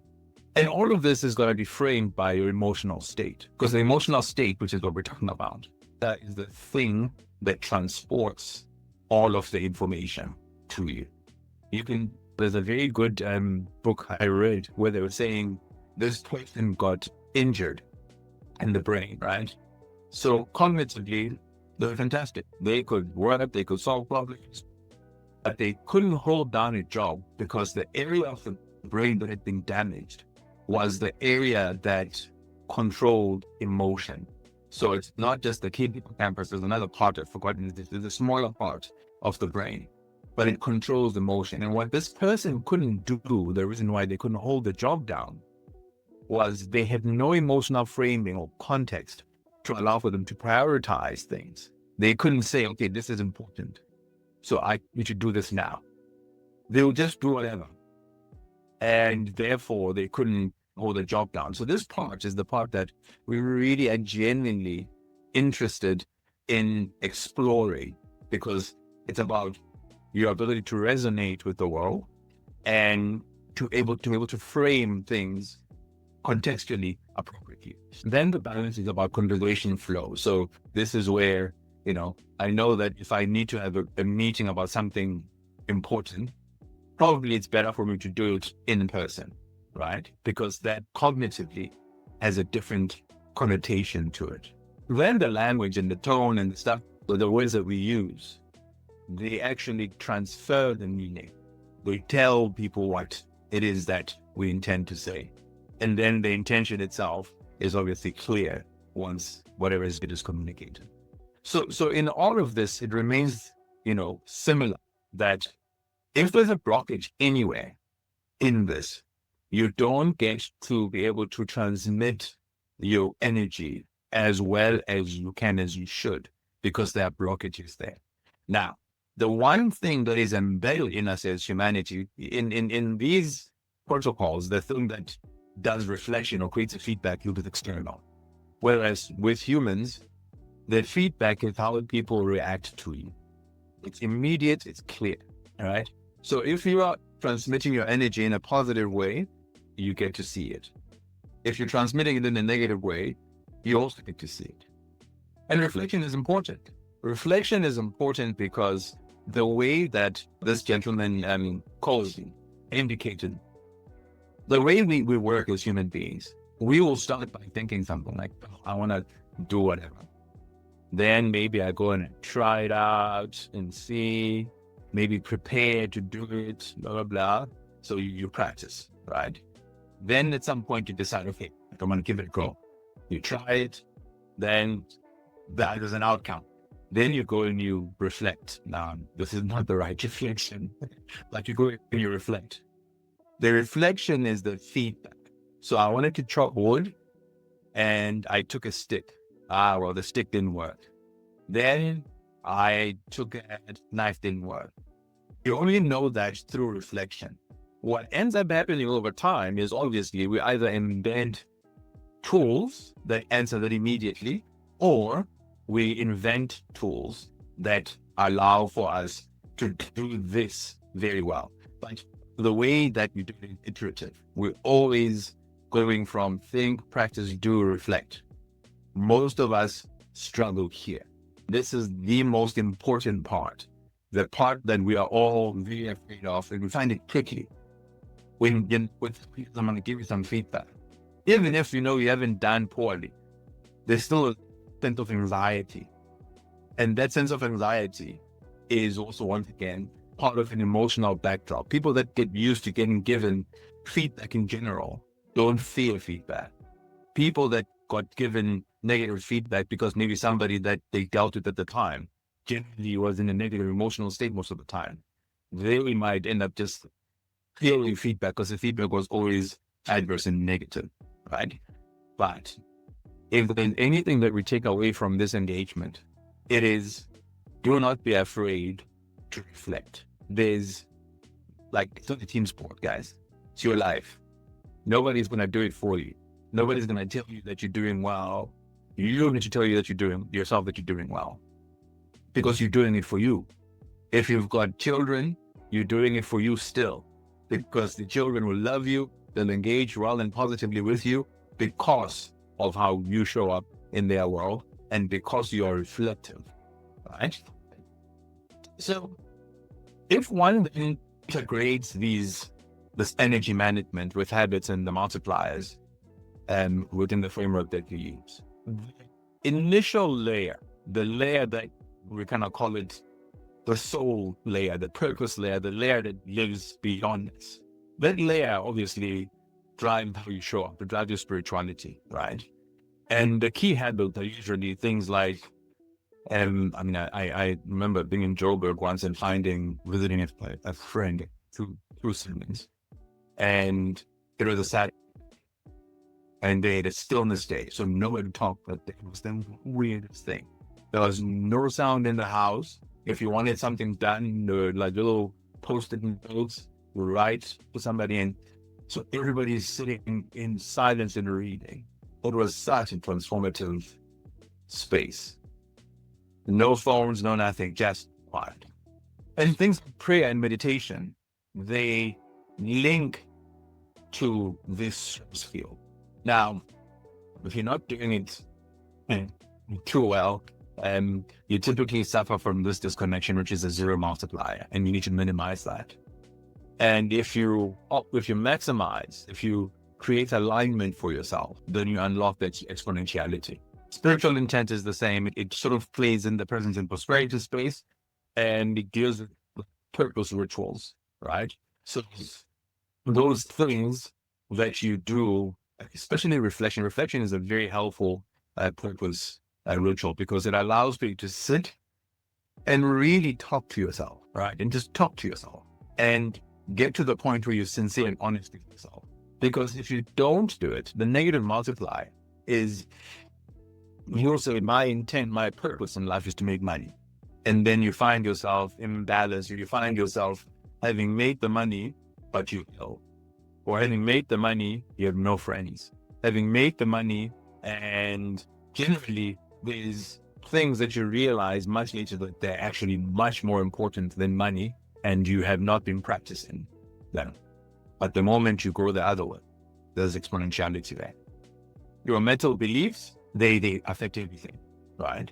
And the key habits there are things like reframe. Now, going back to the Enneagram analogy that we made earlier, a 7, for example, is created reframing. So 7s don't like being sad, right? So whenever there's something that's difficult, they choose to see the world, once again, can be problematic, because it means that they run away from things that are a little bit sore.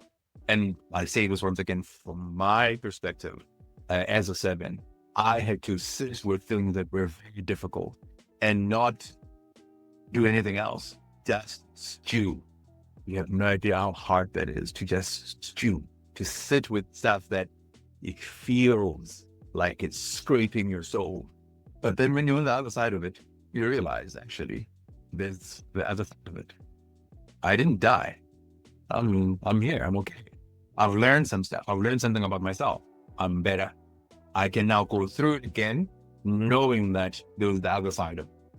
So if you don't get to that point where you learn how to reframe and then self-author your life, it will go along nicely, but you actually need to remove that from your life. Because if you do, you have a positive multiplier that gets unlocked. The emotional field, I think we've kind of spoken ad nauseum about this. And really, a lot of the stuff that you need to do in this space in terms of the habits, you journal and you digest. You sit with negative emotions if there are. You sit with positive emotions if there are. And I remember watching something, was a short with Tom Hanks, and he was saying, sometimes you go through difficult things. The one thing to know, those too shall pass. And sometimes great things happen to you. The one thing to know, that too shall pass. So if you digest events that happen to you, you almost take a stoic approach that allows you to dissociate yourself so that they don't imply you. They are just things that are happening in your life. You are present for them. You benefit from them because negative or positive, you learn. And once again, I think multipliers to minimize and optimize are obvious. Vital energy, right? So this is how the energy from inside of you, how you show up with it. And once again, it's presence and emotion that is involved here. And things like, it adheres quite well to meditation, stillness, and prayer. Breath, sleep, and rhythm and are quite important, right? And if you want to minimize anything, you want to minimize these so that you can show up positively in the world and, get the flywheel rolling. Your somatic body, that's your physical body, right? So it's quite important that you look after your body. If you want the energy to flow, you also cannot have a physical body that has an impact on how you feel about yourself, has an impact on how healthy you are, right? And things like movement, body work, gym, etc., dancing, walking, anything of that nature creates an exponentiality for you. And you'll definitely want to remove anything that is a zero or negative multiplier in that space. If you don't want to consume things that are going to, at scale, reverse progress. Then the output, which is what all of this descends to. And I think you can maybe appreciate how the energy is flowing, because it's flowing from inside out. Prosperity is an answer. Prosperity is an outcome, right? So if you are unblocked, if your behavior is aligned and integrated, whatever it is that you do for yourself on a regular basis to get a sense of where you are will be positive and exponential. So anything that is neutral or fractional, get rid of that. Make sure that you actually get the flywheel going faster. Then finally, it's the feedback loop, right? So the feedback loop is fortunately and unfortunately subjective, because if you're showing up in the world in an aligned way, all of this is aligned, people will engage with you in a certain manner, right? And that manner is likely to have positivity to it if you're alive. If you're not, there's going to be negativity here. But if you're aligned, it's exponentiality. And you'll feel it. You'll feel even the feedback that you seek, even the ritual that you partake in will tell you that you are integrated. So I'm hoping that we're kind of going to the point where we understand also how my intention with the PEC framework, aligns with this. Because the intention is not for you to just learn about spiritual energy stuff and then that's that.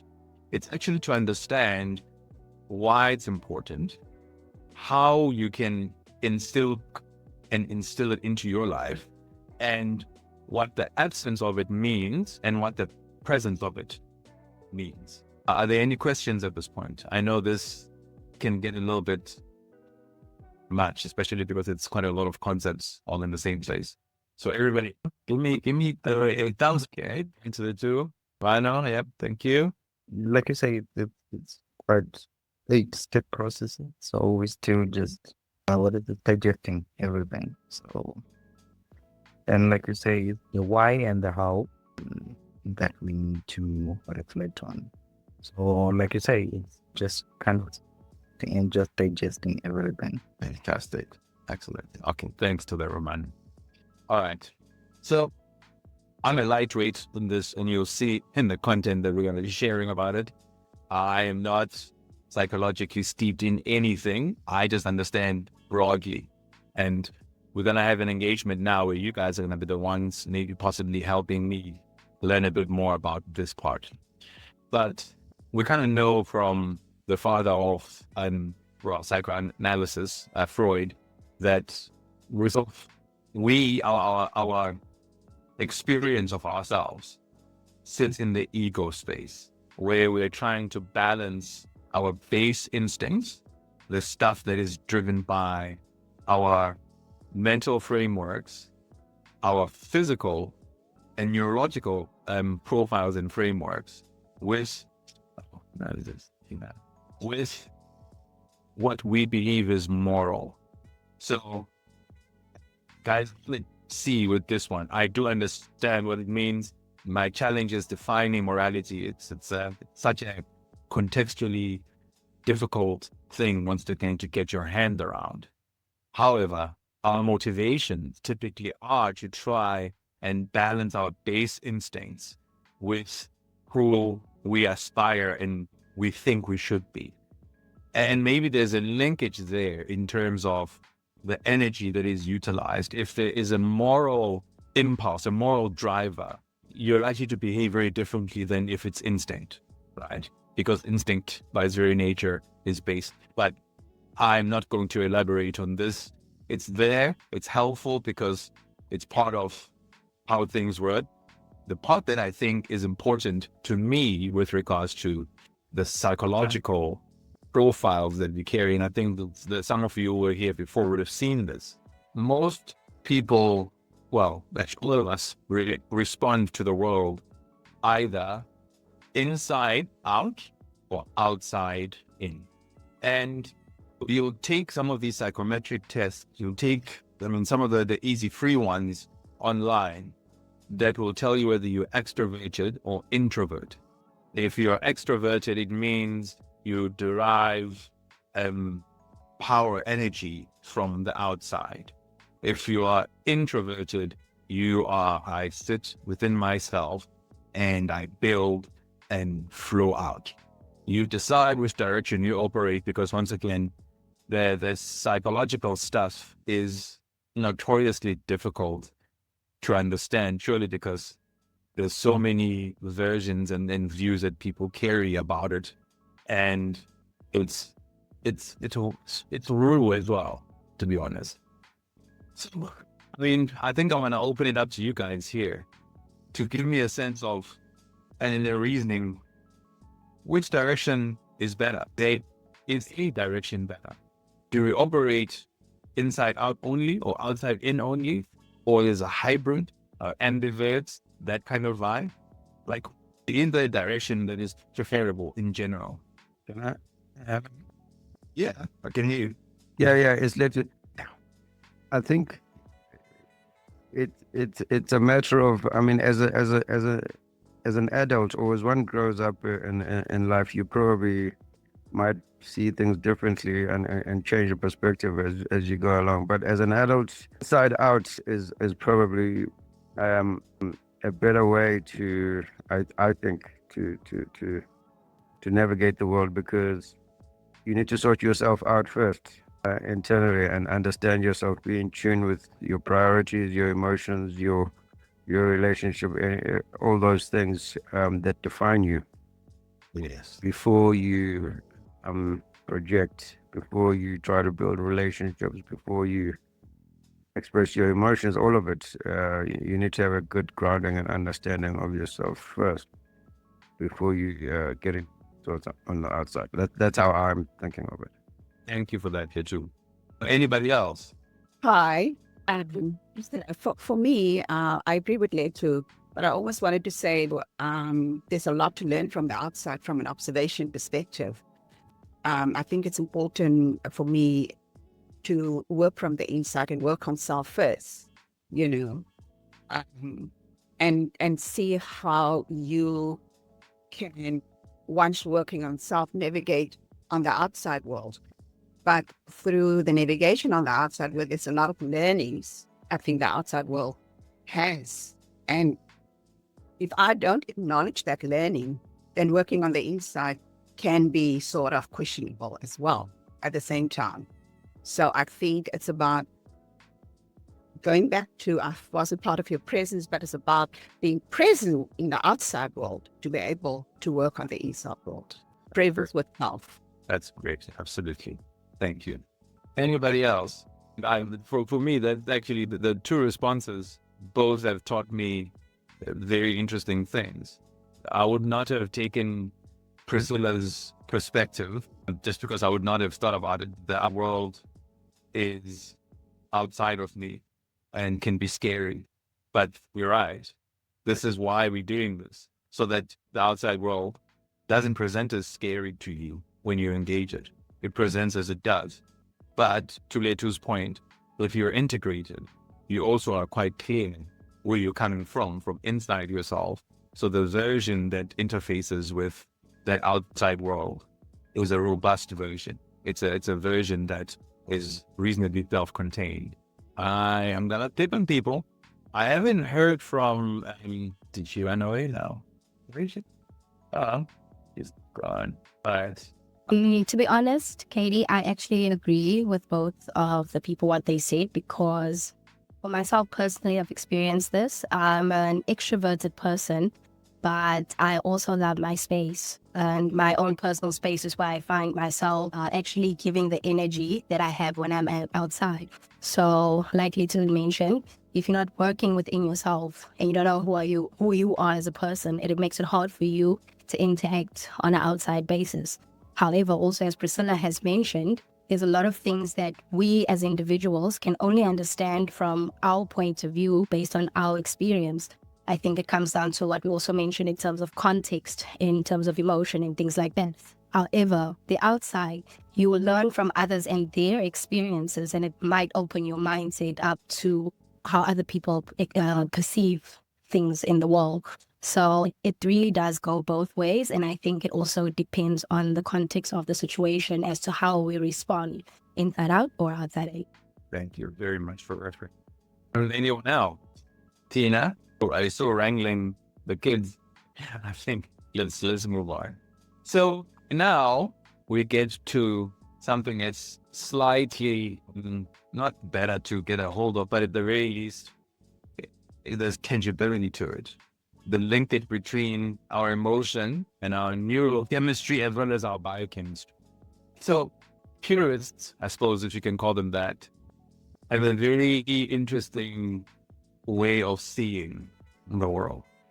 But in science fiction, there's some people who basically say all of what we're experiencing in life is just a chemical reaction, really.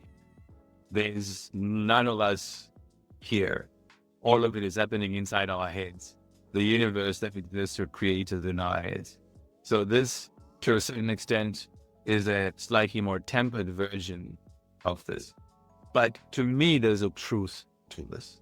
The way that we interact with the world is the world provides a stimuli, and then our bodies process that stimulus. And depending on the frameworks that we carry, that stimulus can create all kinds of feelings. They can result or evoke all kinds of feelings. They can store all kinds of memories that can eventually result in you experiencing the world at a later stage in a different way. Right? If you're raised in poverty but with love, you don't really fear poverty and your self-worth is fairly high.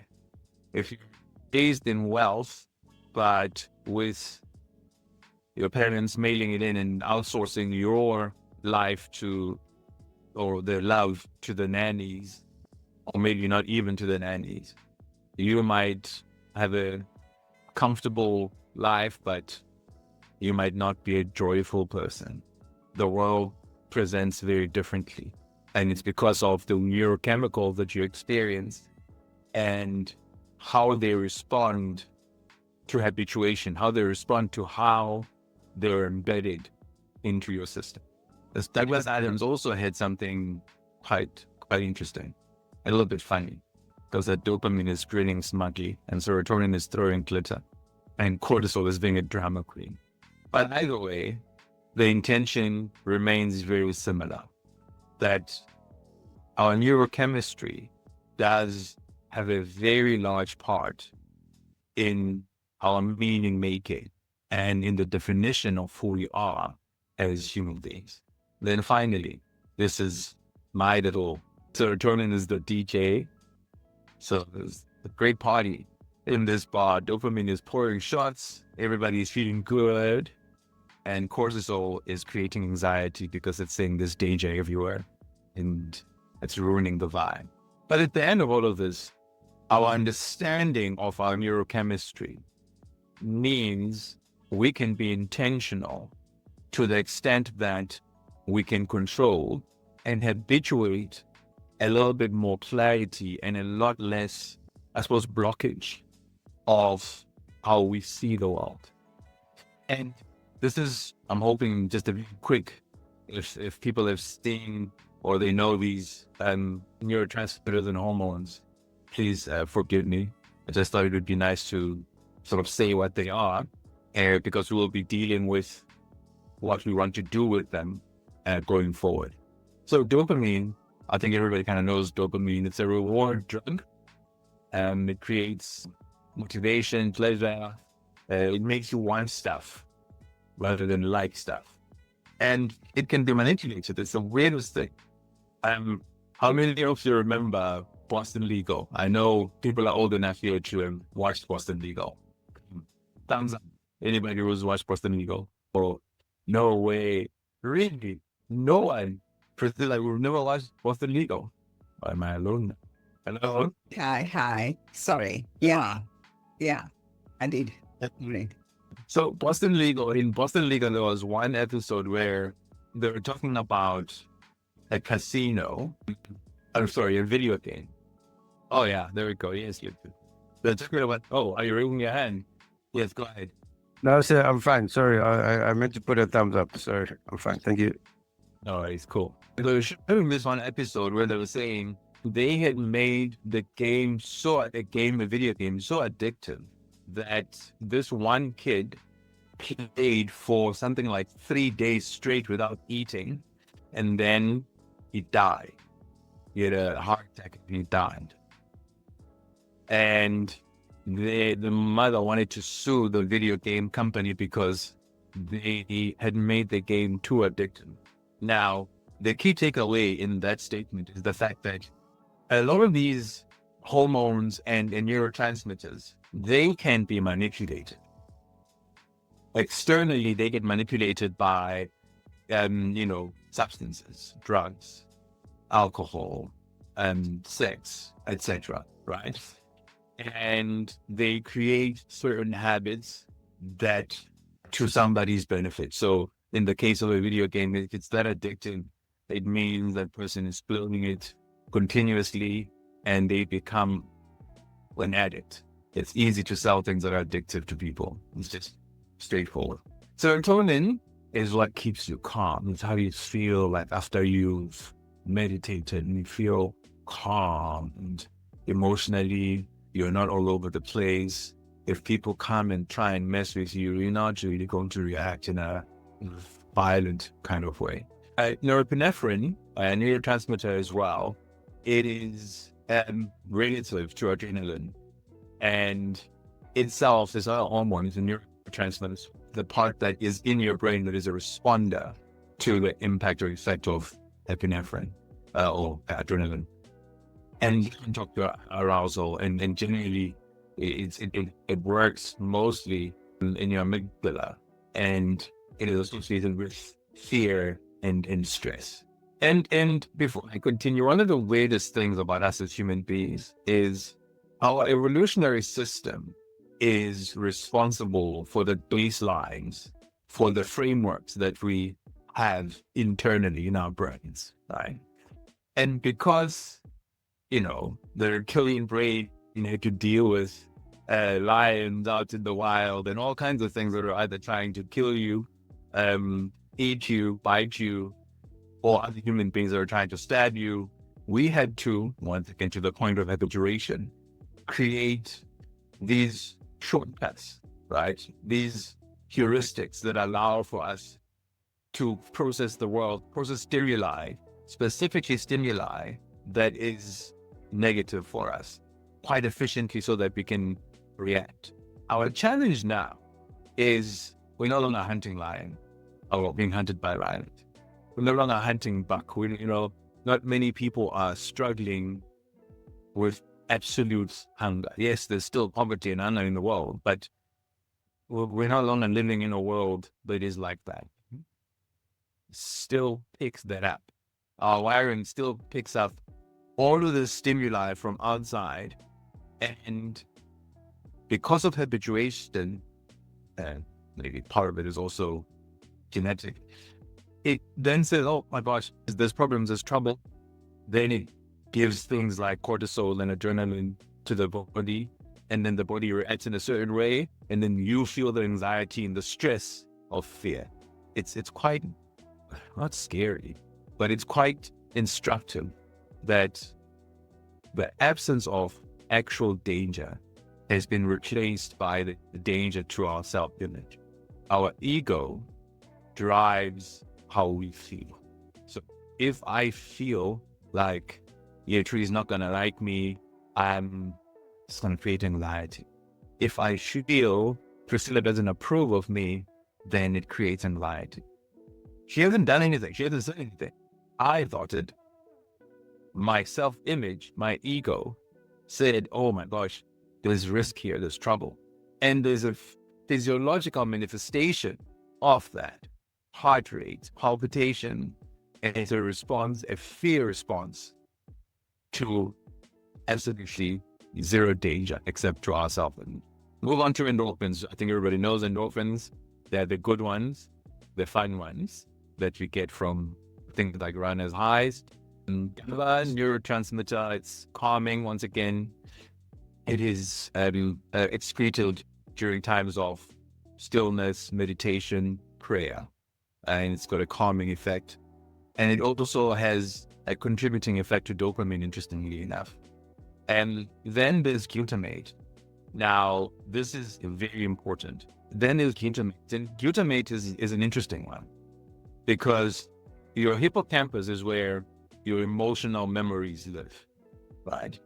So if you remember an event, the event itself does not have an emotional anything to it. You attach an emotion to it. And then when it's stored with that emotion associated with it.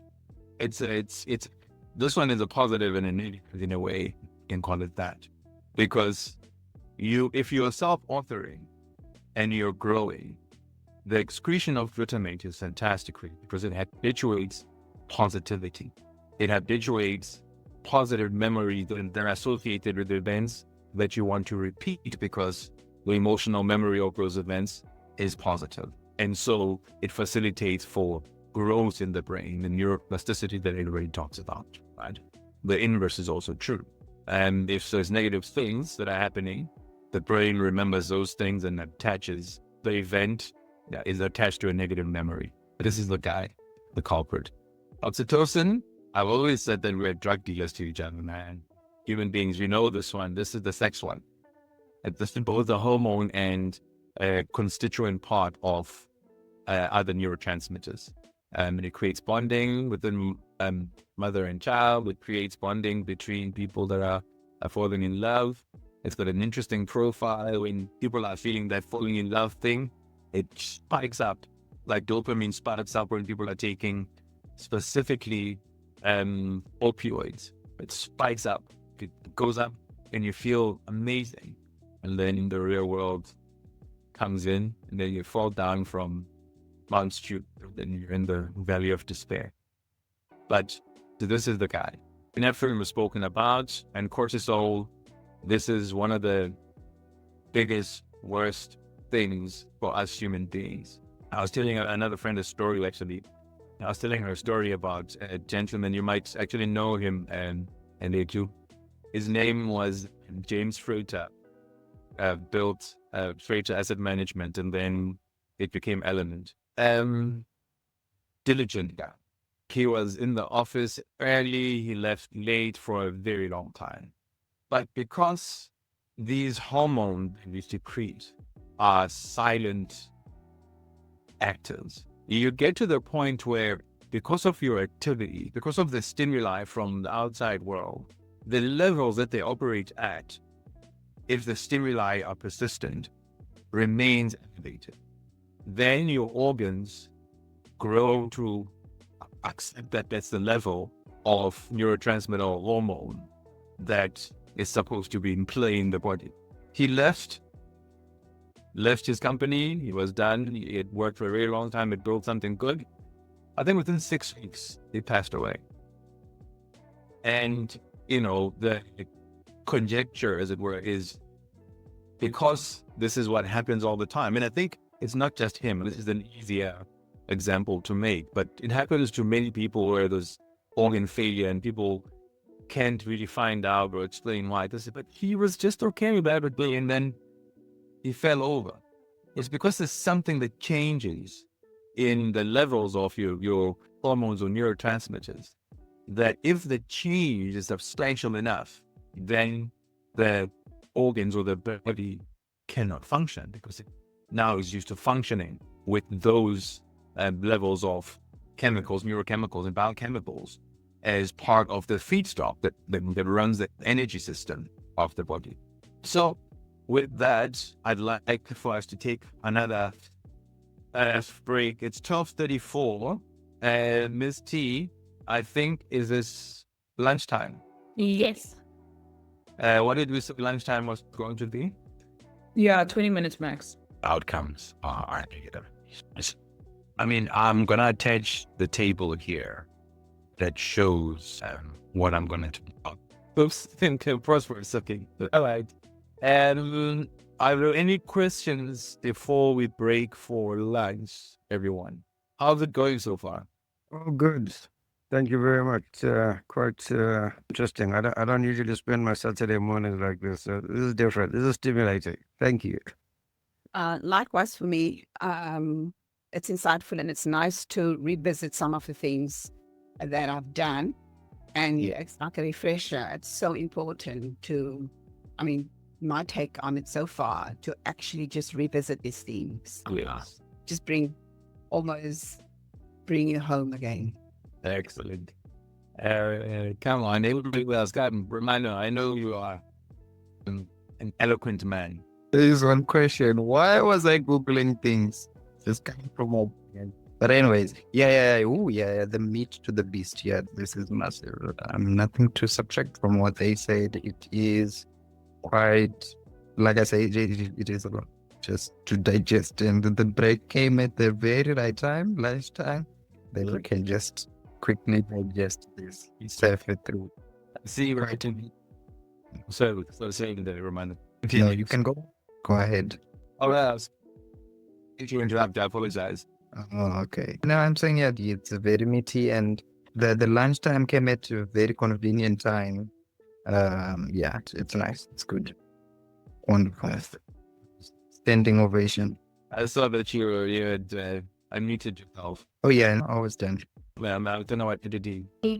I can't help but think how these everyday things that seem so conventional, or we just go with life cycles, the session is actually honestly opening up the extent or the depth to which we are actually responsible for the outcomes of our lives. We like to, or a lot of times they say take things as life is happening to us.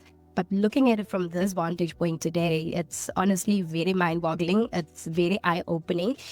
And I do hope that we're going to get the the presentation sheet. We can just go through everything because there's really a lot of things that I'm learning. And as a young adult who is also still processing her way through life and figuring things out, this is one of the most valuable things I could have exposed myself to. So thank you very much, Katie Chronicles. Thank you for taking the time and showing up.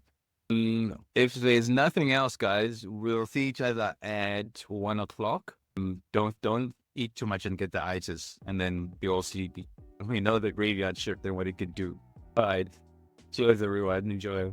Progress collapses, and the examples would be things like smoking and chronic stress and unethical behavior. If you smoked but you go to gym, or if you're chronically stressed but you go to gym and you eat well, you're likely to have, your progress collapsing as a function of those particular things.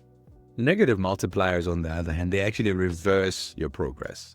So they create backward momentum or damage, and therefore progress is reversed.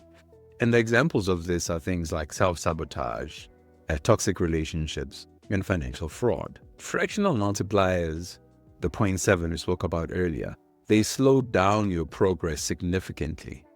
You still move, but it's inefficient.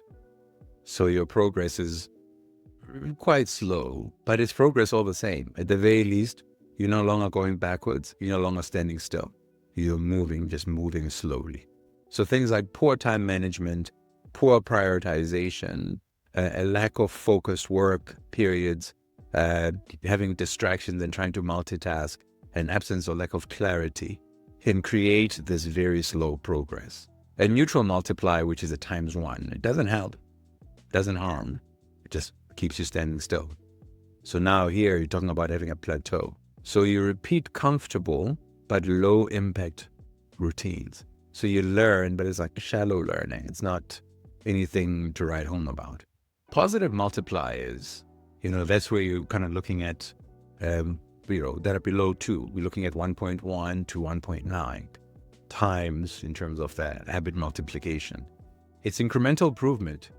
It starts compounding over time. You start getting to feel the benefit of, the proverbial going to gym consistently, or journaling consistently, or gratitude consistently, or weekly reflection consistently. And it's great. It's slow, but it's steady. The moment you start having greater than 2 in terms of these multipliers, now you start having high leverage habits that amplify results across all domains. This is rapid compounding.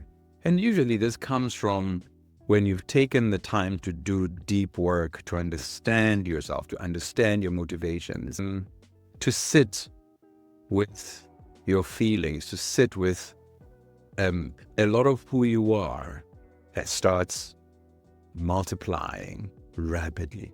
Strategic networking does the same. Good sleep.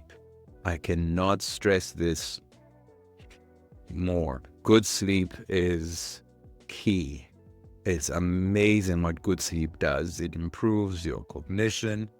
You just feel rested. It's the same thing as, for example, starting to take supplements for food, but those types of supplements that just make sure that you operate at the best capacity. And one of the things, videos I saw recently spoke about what happens when you make sure that you've got omega-3, vitamin D3, magnesium, and zinc. And inadvertently, because most things are actually multipliers of each other, you need all 4 of these things for you to optimize your system, your physical system. And I mean, once again, this is one of those things you either can look up or at some point we might speak to, especially when we speak in greater detail about health. Then you've got exponential multipliers. Now, these are the best ones. These are nonlinear amplifiers, where one habit triggers cascading positive effects. I always like to call these emergent effects. And usually stuff starts looking like magic. These are transformational. These shift who you are. They shift your identity. We know that effectively your thoughts, if well managed, and will influence your actions, your habits inadvertently. And your habits will create the character that you become. So if you are doing something that is magnifying you, your identity will shift. If you go from eating poorly and just being unhealthy and drinking a lot to doing none of those things, you'll start experiencing a transformation, and quite quickly, effectively, because the body heals in an exponential manner. And when you start doing things that are positive and you remove those that are negative, that damage the body, you start experiencing amazing identity shifts. People will claim they feel better, they think better, their emotional state is better. So this is where you have mindset breakthroughs, spiritual awakenings, and the type of leadership visioning that applies in leadership coaching.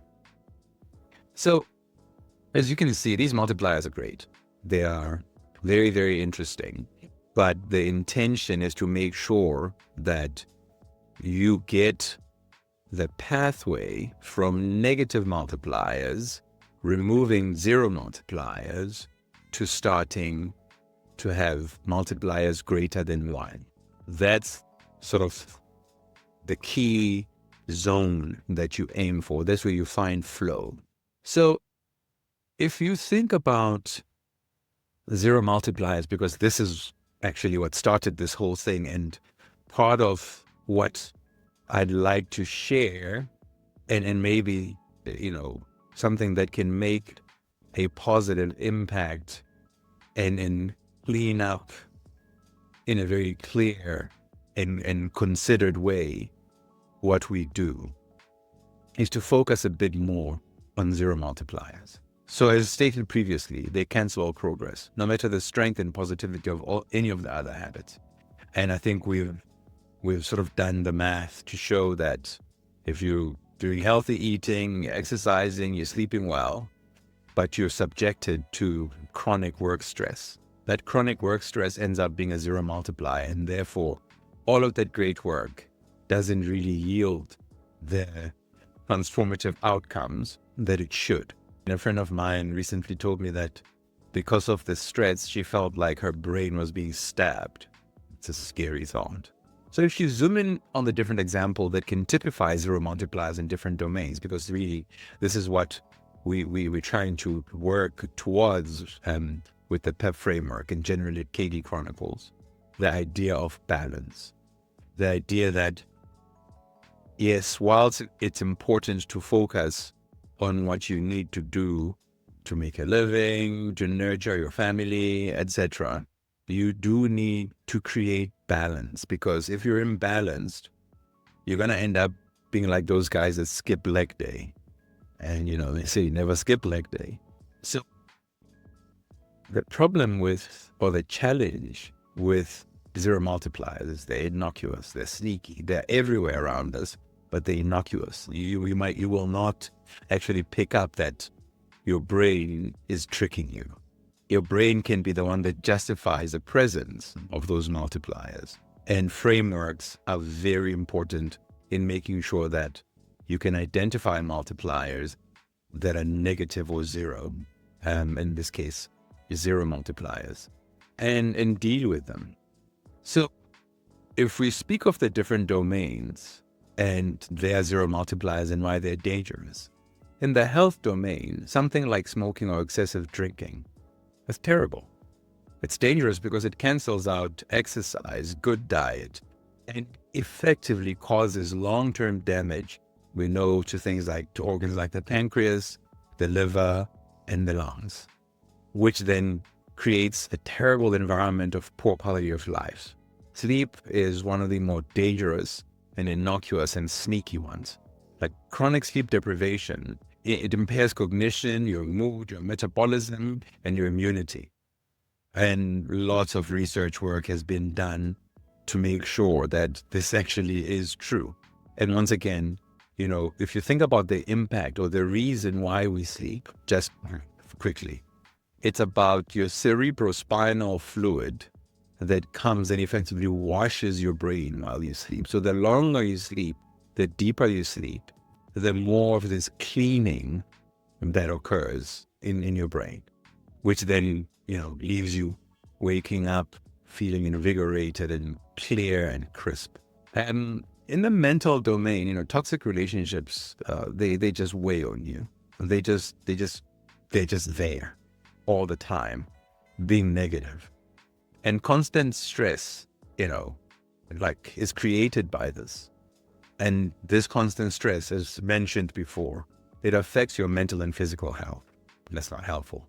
When it comes to work and productivity, burnout, as in working without recovery, it just creates your creativity and doesn't make you enjoy your work, and your output typically is a bit spotty.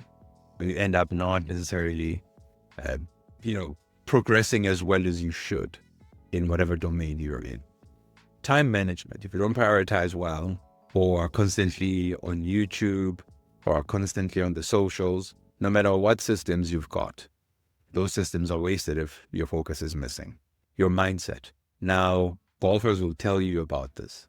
And actually, even just generally apex elite athletes will tell you about mindset. Mindset is linked a bit to an emotional state where if you chronically negatively self-talk or self-sabotage, you just don't have the confidence. You don't have the ability to adhere to long-term habits. And as said before, that's terrible. You don't want that. You actually want to be able to adhere to the things that you set for yourselves, the goals that you set for yourselves, and the pathways there, so that you can keep progressing, keep moving forward. Then on ethics, dishonesty, especially for leaders, teams don't trust you if you are dishonest, and people can figure you out. People can sense that there's something that's a little bit not right with this leader. So libraries are full of books by great authors who basically say the same thing. They say, put the bad habits down, put the zero multipliers down before you can put on the nice ones, the good ones, the ones that are going to create exponentiality eventually in your life. Peter Drucker in The Effective Executive says, cut off what does not work, just very simply. Remove the chaff. Ray Dalio in Principles also shares what is a radical truth. Track, and this is an important part for me from an accountability perspective, track and fix your blind spots on errors. Those things can be zero multipliers in decision making. Now, my favorite one comes from Chalimunga. Chalimunga has a lovely quote, and it was relating to the inversion mental model and generally avoiding stupidity. It says, it's remarkable how much long-term advantage people like us have gotten by trying to consistently not be stupid. So, and I can rattle off quite a few books and generally insights from either podcasts, etc., that say the same thing. So how do we help ourselves remove that which creates this strange hamster wheel of ineffectiveness that effectively ends up just erasing everything? Once again, if you go back to what James Clear said in Atomic Habits, he says, you do not rise to the level of your goals. You fall to the level of your systems. For me, this means frameworks are key.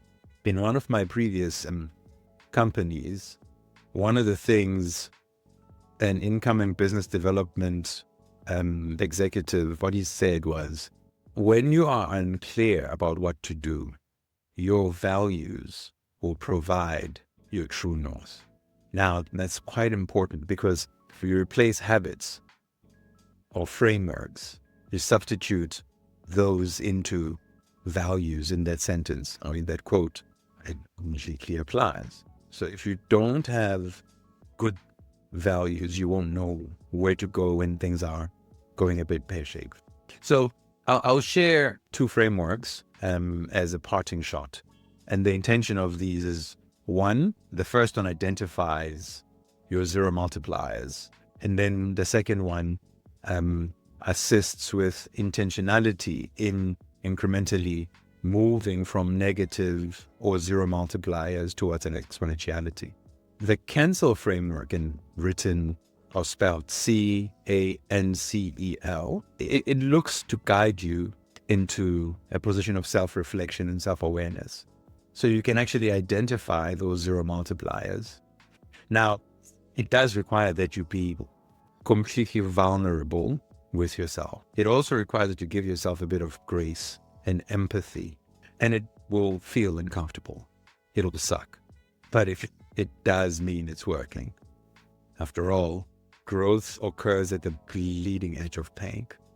So if we take the letters individually, so C stands for chronicity. So what do you look for there? Is this issue persistent over time? Am I continuously struggling to sleep well? Am I continuously bleak at my friends, my family, my acquaintances, people in my network, or even strangers for that matter you see on TV, for their success? Are you resentful? Or are you avoidant? Are you just not dealing with stuff? There's stuff that is very clear that it needs dealing with, and you just don't deal with it.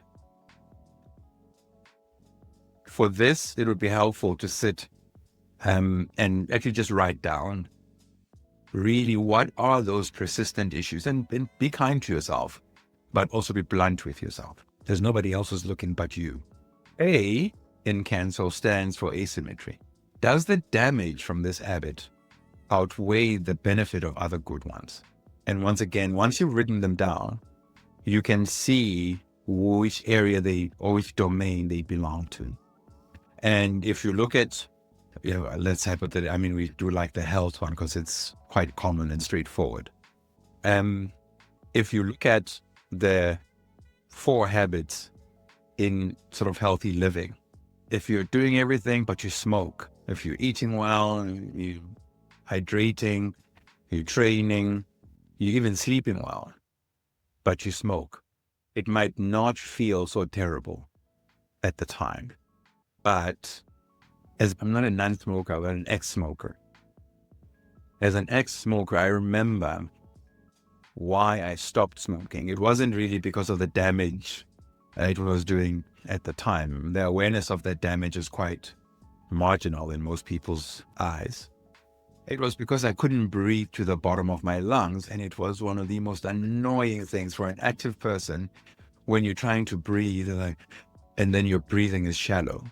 You get tired quickly, and you're training as much as you can, and you're just not going anywhere.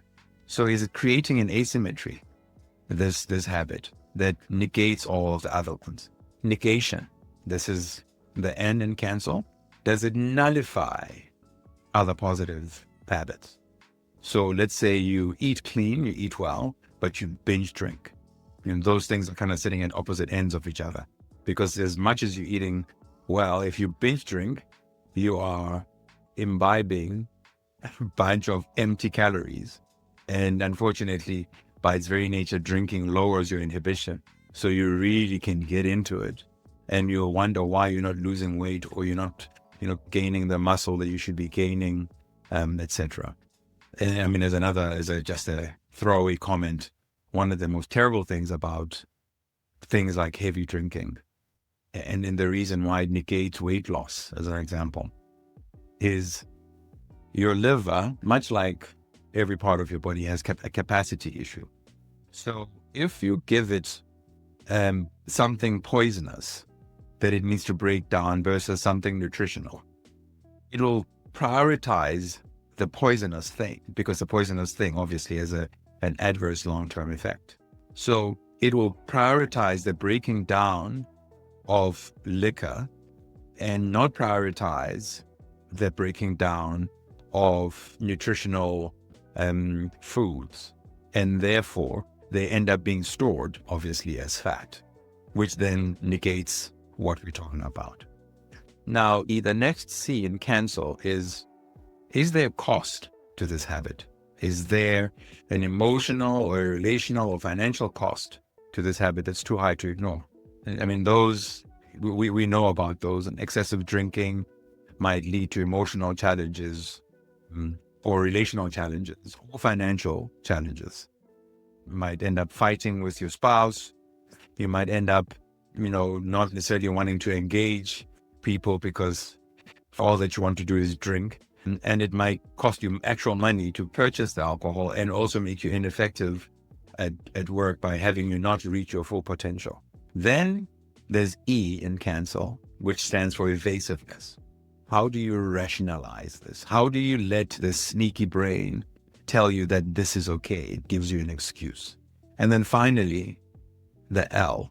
So this is the part that is quite important. Your loss of leverage. Does this prevent you from leveraging your strengths? Does it make you not have, for example, the right mental capacity and acuity that would allow for you to efficiently deploy your monies, whatever monies you might have, into investment? That's important. Now, I'll share these, hopefully in document form as well, so that you can see what it looks like. But once you've identified that which hinders your long-term growth, you must get on the 0 to hero ladder. Now, what's the 0 to hero ladder, you ask? Check this out.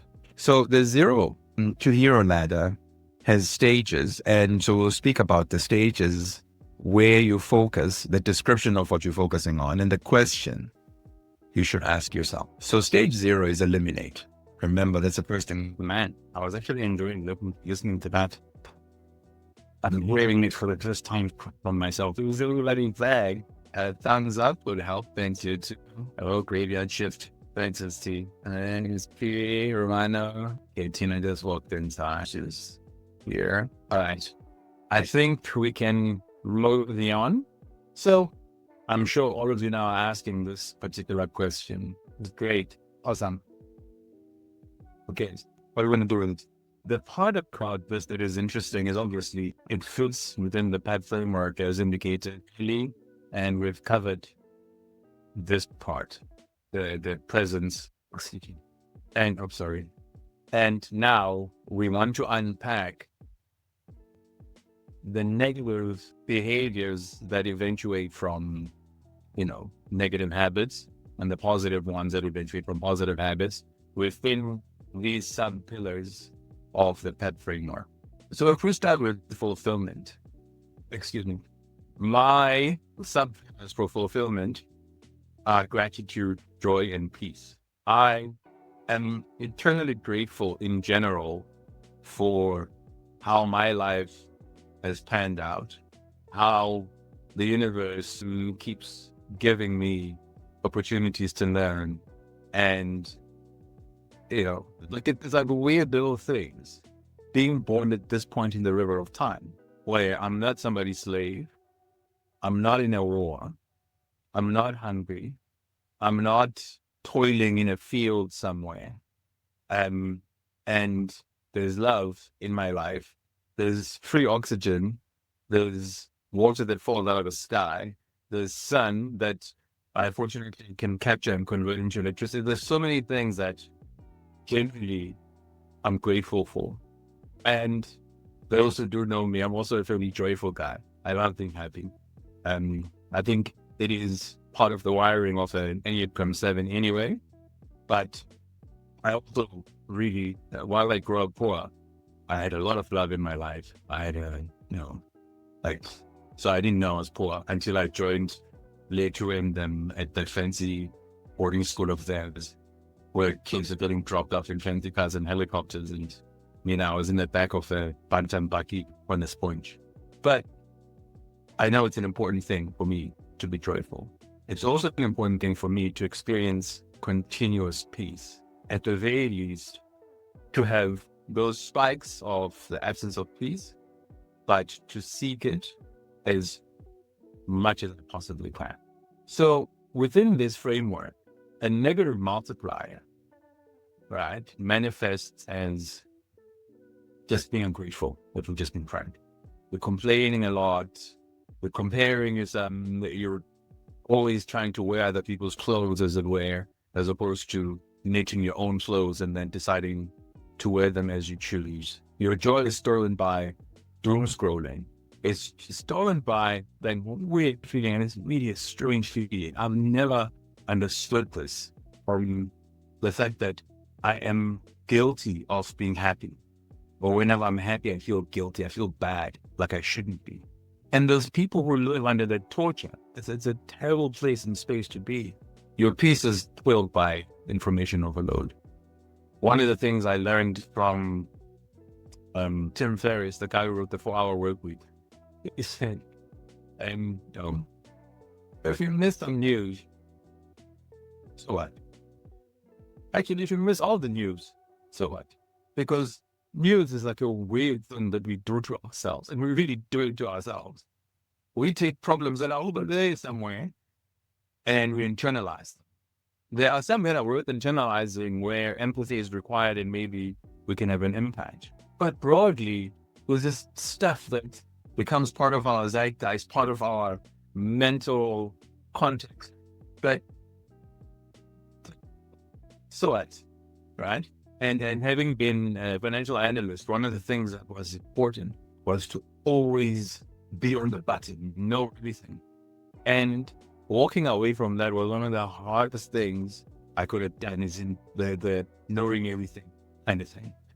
Because I knew everything, and even in countries where we didn't have investment, but I would know the companies' names. And so for a while, there was inertia. My mind just refused to not know.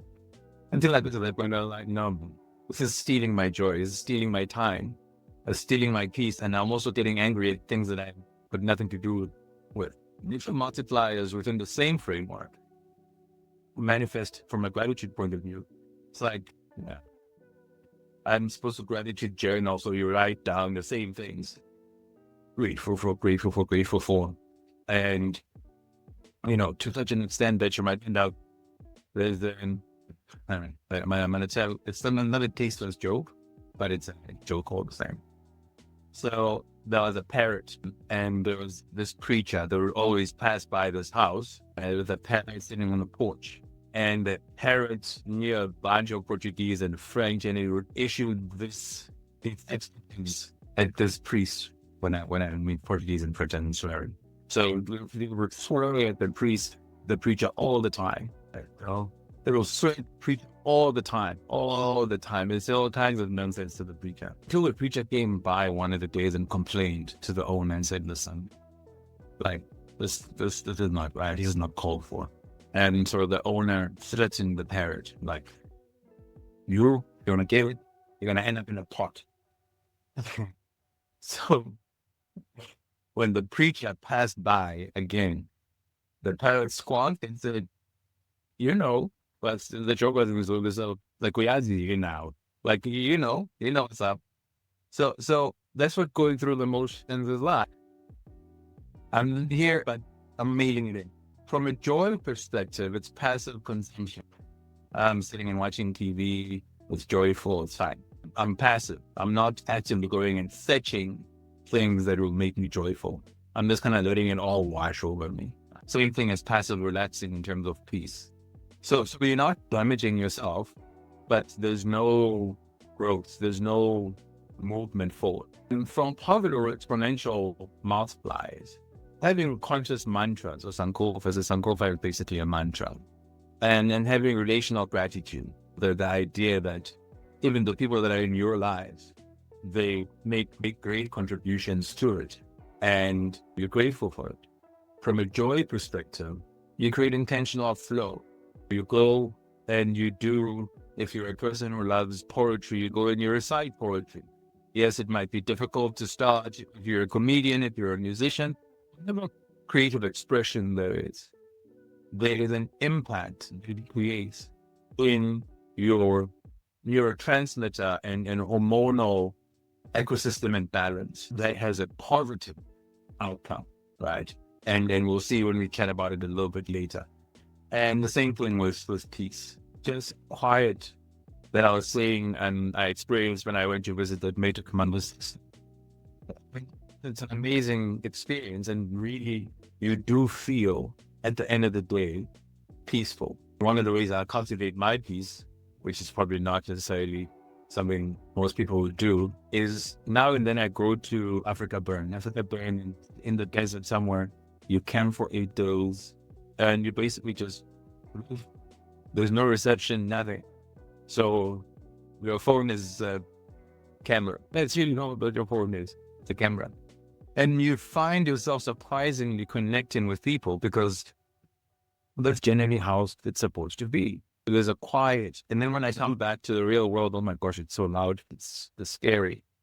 Now, if we then think about what habits to do, because at the end of all of this, guys, what I'm really interested in is to make sure that the context of self-authoring is understood, right? So that when we try and habituate certain things and create accountability mechanisms, we are habituating something we understand. It's not just Kululendra was talking about it, it sounded good. I understand what it means in full, and I will intentionally engage myself in trying to evolve myself in the direction of preference, using my understanding of these types of things. So for fulfillment, the idea of morning gratitude, I'll share with you my cheat. I've got myself a cheat code, even though I still like writing, but I found the cheat code, which is quite nice. And then Sankofa reflection or mantra reflection. And to be honest, I'm not that woo-woo kind of guy, so I never used to appreciate this until I created my own little mantra and found comforting reciting it now and then so that I can have a little bit of context about where I am in the world. I'm life is not terrible. We are one of the few countries in the world. Sucks. It feels like it sucks, but war. We haven't seen the war. We haven't seen the idea that we need to defend ourselves. Imagine living in Gaza and some random bullies just come and do stuff to you just because they care. There's no way one cannot be grateful for stuff like that. So in this one, my suggestion, and it's really a suggestion, I think what I'm hoping happens here is you go and you think for yourself what resonates for you so that you can cultivate the version of yourself that you prefer. But the version that I'm sort of cultivating for myself, this is something that I definitely use. So the 3 things you're grateful for, I'm grateful for more than 3 things every day. And the one thing, though, the moment to just draw a bit of meaning from, I once again happened to be in Cape Town. Cape Town has a lot of really pretty places that are free. You know, you go to the beach for 10 minutes and you just gaze into the horizon, and that's a brilliant moment that actually just calms you down. Now, in that role, you boost serotonin for calm, oxytocin for bonding, dopamine for rewarding motivation. And it works because it takes you from the scarcity mentality, the I take this, I need to, you know, the world has abundance in it, limitless abundance. It's benevolent. That you really need, like really, really need. Not the things that are about our ego, that are about vanity. They're available to us. Being a CEO or being a chairperson or being an important person, it's great, especially if you're making impact. But it's a role that you play. It's not who you are. I mean, you can recount the number of times when people asked to be, or that they're asked to like say who they are. They'll tell you about what they do. They will not tell you, I'm a grateful, happy person. And also, even then asking the question might actually be better served asking what do you do as opposed to tell me about who you are. Because that's not the question they're meaning to ask. But most of us, when we're asked, we about the things that we do to turn an income, because those things are vanity driven. And the abundance, it just changes your emotional context as well. And it makes you realize that there is more, and the more is not in things. The more might be in connection, it might be in love, it might be in, impact, etc. Empathy, right? And the pillars that this plays on is obviously the emotion pillar, the fulfillment pillar that we're talking to now, and as well as presence, and where spirituality is concerned. And it is exponential. It really does. You see the world significantly differently. The joy scheduling, once again, is something very I mean, there's people that love music. You give them a chance to listen to music. That is a fulfilling thing. And once again, it's clear, it's joy, neurotransmitters, some nice drugs that come from you to make you feel positive, to make you feel, less stressed, to make you feel calmer. And, this works because your vitality is boosted and your energy is aligned. You feel like you're aligned till the next thing comes, a stupid thought comes into your head that has you concerned about your ego, your vanity. Unsupplant, it plays in the same space of fulfillment and joy. And, there's obviously the impact also on the physical part of your presence, just in terms of how you show up in the world. If you show up with an aura, a glow, if you create for yourself micro joy moments. And it's positive and wonderfully exponential, because if you make it yourself, it's for you. It's literally curated for you. You'd not care if somebody comes along and says, Mina, I've got a Dolce & Gabbana Wilson, blah, blah. For you, it's going to be, oh, it's nice, but whatever. That's not what makes me joyful. What makes me joyful is singing or whatever it is that makes you joyful. So create for yourself those moments where you allow yourself to be them. And from a peace perspective, that whole idea of either meditation really transformative, and this idea. And it releases, once again, these types of hormones, like hormone and melatonin. This is very good for your sleep. It actually helps you secrete those. I mean, people now buy these, as medication so that they can sleep better, right? It also lowers your stress hormone. It lowers your cortisol.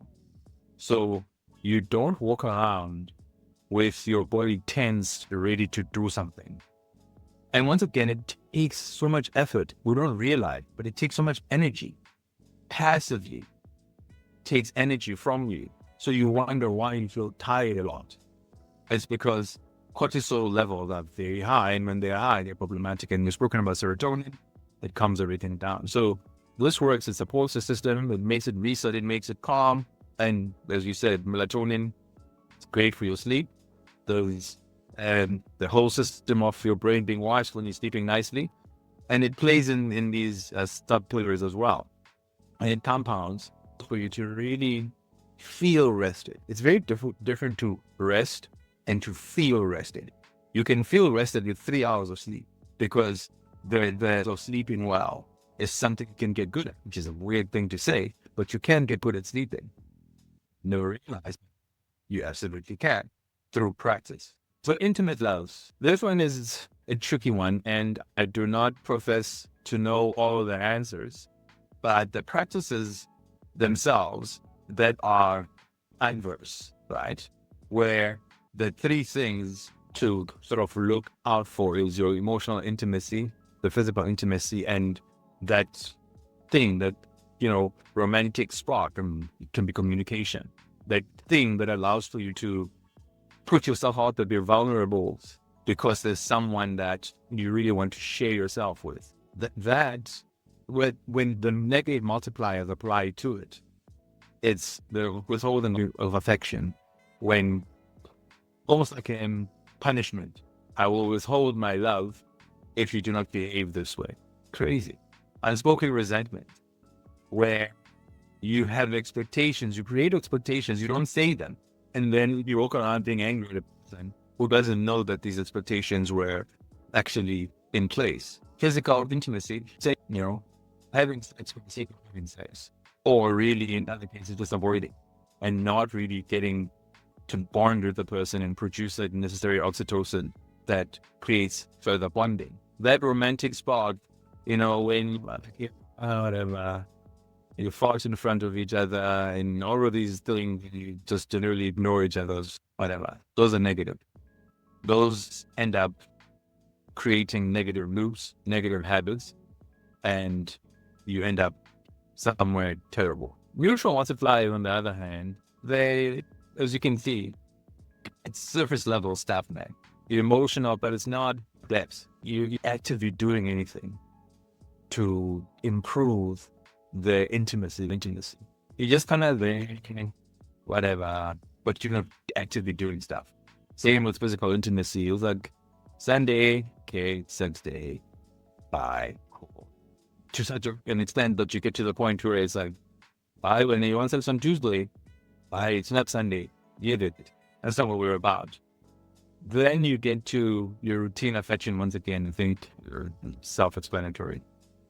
On the exponential stuff, this is where you actually are active. You're involved. You hear about people doing date night. And date night is not just about the date itself. It's about, I actually want to hear, there's a person that I really like, I love, I want to hear about what's happening in their lives. I want to witness their life. I don't want to just let the events come as they, I actually want to go and fish who this person is from them. And this person is this person where it accumulates with the events of the day, of the week. And so if I'm not there, I miss that week. I will miss meaning making with that person because I might not miss something important that happens in their lives. Physical intimacy, yeah, I think less said. Romantic spark, I think it's also the same. It's just about really just being present, being there, whatever. And ladies, please don't give people socks.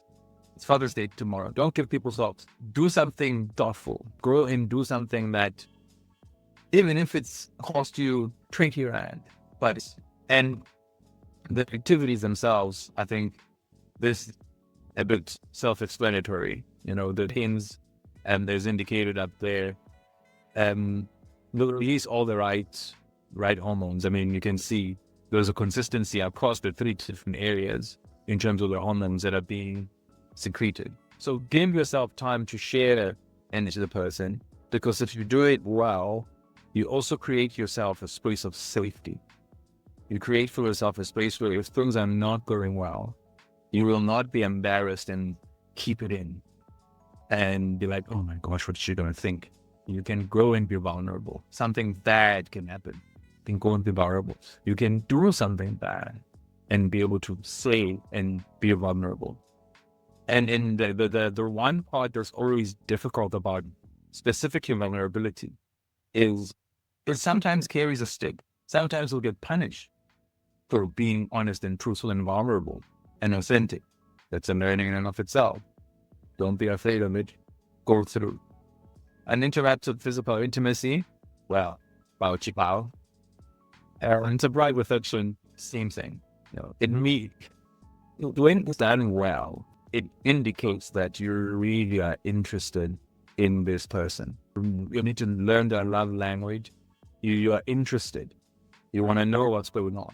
And if we habituate that, you get to the point where it happens instinctively. You see these people that are like 90 odd years old, they've been married for 60 years, and they're still doing some stuff, staring the tea for the husband and opening some, like this, the little gestures.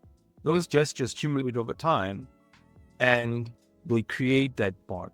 And that bond is prefaced by all of these drugs that we produce.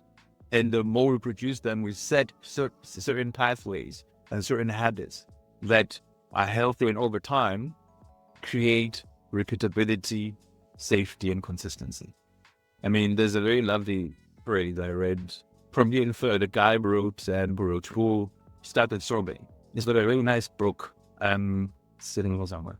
And he says, most humans seek safety and belonging. That's it. No matter who they are. Most of us, we seek safety and belonging. And this intimate love is that bridge to safety and belonging. It is that bridge, it is that thing that once you are clear who you are, you can transmit yourself into the world through a person, and that confidence can then proliferate into this space, the communal space, one to many, where it's family, or many to many, where it's your business networks, its social networks, and so forth. And once again, if you take this framework and you look at what the negative, neutral, and then positive exponential multipliers are, the story remains the same. Family love, you appreciate your people. You're present. You create things that will persist through time. And if you are not doing it well, if every time you do something like, yeah, my sister, blah, blah, blah, I've always been giving her stuff. She's never once done something for me. You can make yourself miserable. Also, don't assume roles that are not yours to assume. You might feel noble. Play your role. Stay in your lane, everywhere. I don't owe her anything. Right? Oh, you've nurtured me so much. You've suffered. I want to just like, nah, that's fine. That's because you want to. It's not an obligation. It was such a liberating statement to hear. Because we all grew, especially if you come from, poor environments, that black tax, actually, yeah, that's a nice way of summarizing it. You learn that black taxing was an obligation that you can never avoid. And when your parent releases you from it, probably was very good in letting me give as much as was possible without feeling the sense of, I have to. And the idea of presence. Don't use your phone, man, when you're out of family. Your Jeff Bezos says if the family doesn't use their phone, they don't use their phone until maybe 9 or something in the morning. So whenever they wake up, they just together. They're eating breakfast, no digital device, nothing. Right?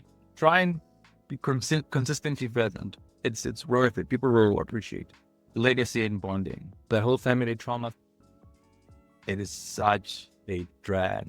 And there's always a family member whose responsibility is to carry that. And Eckhart Tolle calls it a pain body. They carry that pain body. And as far as they're concerned, the pain body it needs to be kept around. Weekend at Bernie's. We can't let it get buried. It must be visible all the time. Doesn't do any good. Put it down. On the neutral side, same thing. When you say thank you, you say with your mouth, but not with your eyes, not with your heart. When you're being present, you're present, but you're really not there. It's even worse, now, because you really can't sit and whilst having a conversation. And then the whole idea of doing stuff together. You do it, but it's obligation. There's no, I'm doing it because I know if I'm doing it, there's going to be a creation of memories that we will share together. And when we're apart, there's going to be funniness that will be recalled. And last year, my sister and I went to an Afrikaans wedding in Mosselbaai. And I had a timeshare somewhere nice. And she wanted this little kopi, not even a lodge. And she insisted on having 2 twin beds. We had so much fun. She was drunk. She was fat on the fruit wall. The memory of that makes me smile all the time whenever I think of it. And it's something that cannot be taken away. And it's something that just the two of us share. It's a meaningful thing. And I'm grateful for her for insisting that we just be like the kids we were who grew up. And then when you innovate this, well, it's self-explanatory. We know that when you're at this point and you're being appreciative, it's just, there's that bond that you experience with the family where the kid misses their dad when they think of their dad, they're 30 years old, 38 years old, 40 years old. When they think of their dad, there's a glint in their eye, or their mom is a glint in their eye. That's when appreciation is exponential. Presence. Once again, put your phones down. Actively listen. There's a nice rubric for active listening, where if you're listening well, the suggestion is, even if you are in disagreement, I think it's called the Steelman myth debate. Even if you are in disagreement, first thing you do is you repeat, you paraphrase what the person said. So if there's a misunderstanding, that misunderstanding can be corrected there and then. You don't carry a concept that you've made up in your head because of your own context. You actually have it corrected immediately so that you know exactly that this is what the person's. 2, say what you're grateful for in terms of what it's taught you, what you learned from it. 3, if there is a point of dissonance or disagreement, don't be like, yep, you are wrong. So my my way, my perspective on it, or the way that I could have done it, or the way that I could add to what you said is this. That gives a sense that the person is being listened to and they're adding value. And on top of that, you are adding value to them and whatever mental model, context, conversation you are having. That's a very positive example. Yes, in bonding, this is one of those ones again where you go on holidays with your people. Like people, go to your ancestral home and do something at the graveyard there. Everyone usually does. Sit with the old people in your family. They'll tell you stories, man. They'll give you such interesting context about the people that you love, but you think or you thought you knew. And sometimes it'll change the way you see the context you carry around in terms of who the people in your life that you love are. And once again, I think I'm not going to go through this as much anymore because I think it's sort of repeating the same thing. But weekly family appreciation, share play, and tell stories. Then finally, when it comes to communal love within the external broader network, right? So those are not people that your family, but it's people that are your friends and people that, are genuinely in your zeitgeist, in your orbit, in your ecosystems. The lovely thing about all of these things, just by the way, these are habits. It's important to realize that these are practicable habits, and they are not things that you may things that you think about carefully when you engage with them. And I'm going to jump these because I think when you read this, you'll see for yourself. Part about reciprocity is so great because when you ask for help, you get great help if you create and curate an environment where you're sitting with positive multipliers. Sometimes you help people just for the sake of it, or sometimes you get help that you didn't even realize you needed because people have a positive sense of you. With participation, it's the same thing. You're making contributions. You're always trying to, as your purpose, share of yourself and who you are and whatever gifts and talents you might have. And also time. Time is one of the most amazing things. They always tell you must go and volunteer. And I mean, Priscilla can attest to this. The value of volunteerism is, to you, the person who's volunteering, it is priceless. Because what it does for you, you might not realize, but it washes your soul, as it were.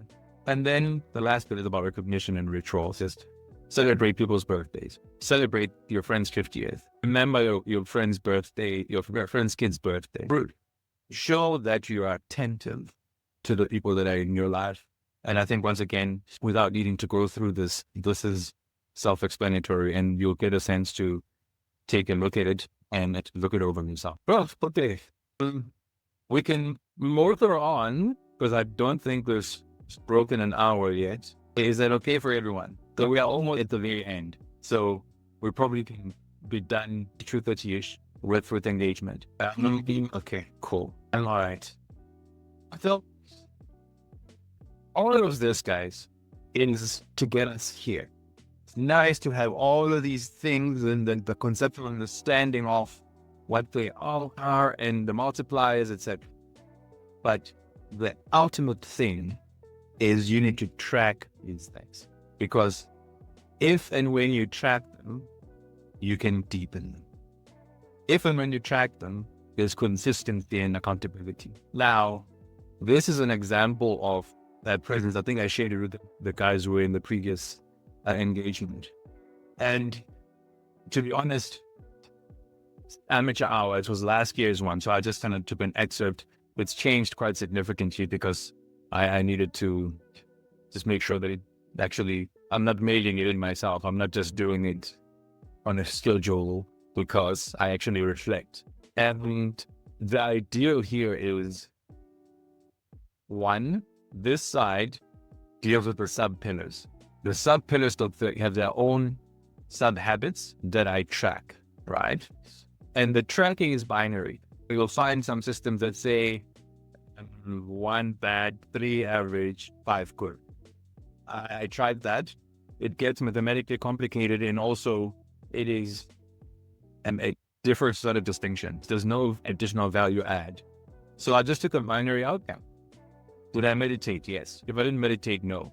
Meditate, yes, 1. No meditation, no, 0. And the idea behind it is to make sure that I do it. Not necessarily that I do it and I assess qualitatively what its quality is. Then I, do it as much as I possibly can through the week. And all of these things, they accumulate into a number, into a score. I do the same thing for mindfulness, same thing for health, right? So what I'm trying to share here is a rubric. The rubric kind of just says, define your pillars, define the sub-pillars. So if we're talking about presence, there's a pillar. It's got 3 sub-pillars: spirituality, mindfulness, and health, right? So define the habits that belie or that support those sub-pillars. Just for yourself. And my suggestion, if you are interested in doing it this way, is don't start with too many. Start with 3 each. They will expand, I promise you. And then they'll shrink. Then they'll expand. This is the thing why I'm going to share with you my new approach, because it was annoying doing the whole spreadsheet gymnastics with things that expand and shrink and expand and shrink, because the math gets funny.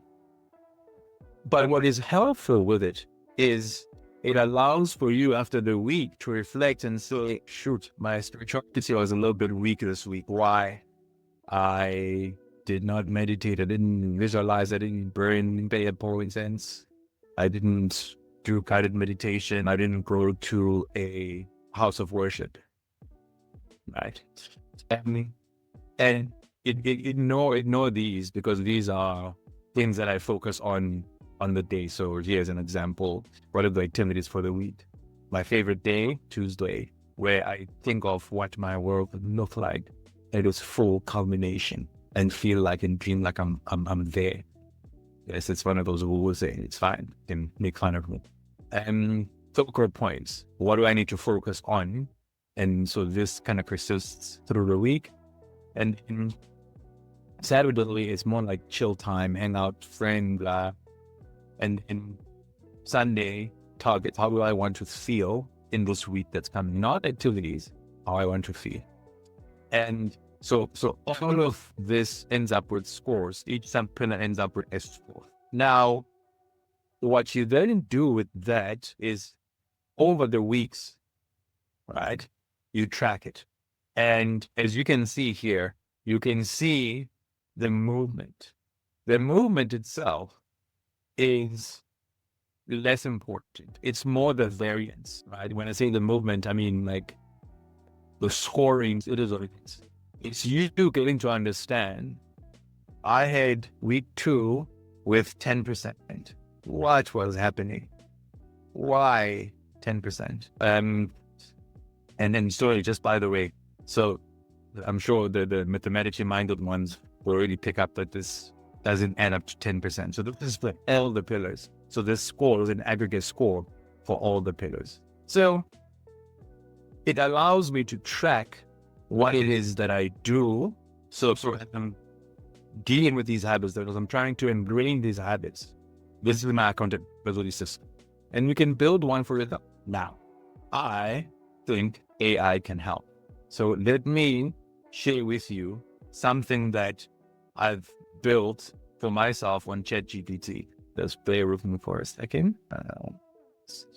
And the reason why, once again, I'm sharing this one is because the beauty of AI and the future that we're living allows for you to not need to be a spreadsheet guru. You don't need to be a spreadsheet guru for you to be able to do this. You just need to tell ChatGPT what you want. So as you can see, I started a long way before defining things, etc. But the way that I've set mine up, my daily reflection. So for example, for the 31st of May, and I always like to know what day of the year it is, which week. And because I've got quarterly targets in terms of activities that I do, pillar the pillars, then want to also know how far I am away from the end of the quarter. So if there's urgency that needs to be put in place in terms of finishing off or getting to the targets, then, I can pick up and get moving. But effectively, this did verbally, by the way. I didn't type anything. I just kind of sat there and I was like, okay, ChatGPT, today, my daily reflection is for spirituality. I did morning meditation. And usually, because the thing I realized about ChatGPT is it also throws a qualitative context, which is why I also treat it as a reflection journal. I can talk to it and say, yes, I did meditate in the morning, and my key takeaway, I felt this way, or I had this thought, or I had these thoughts, right?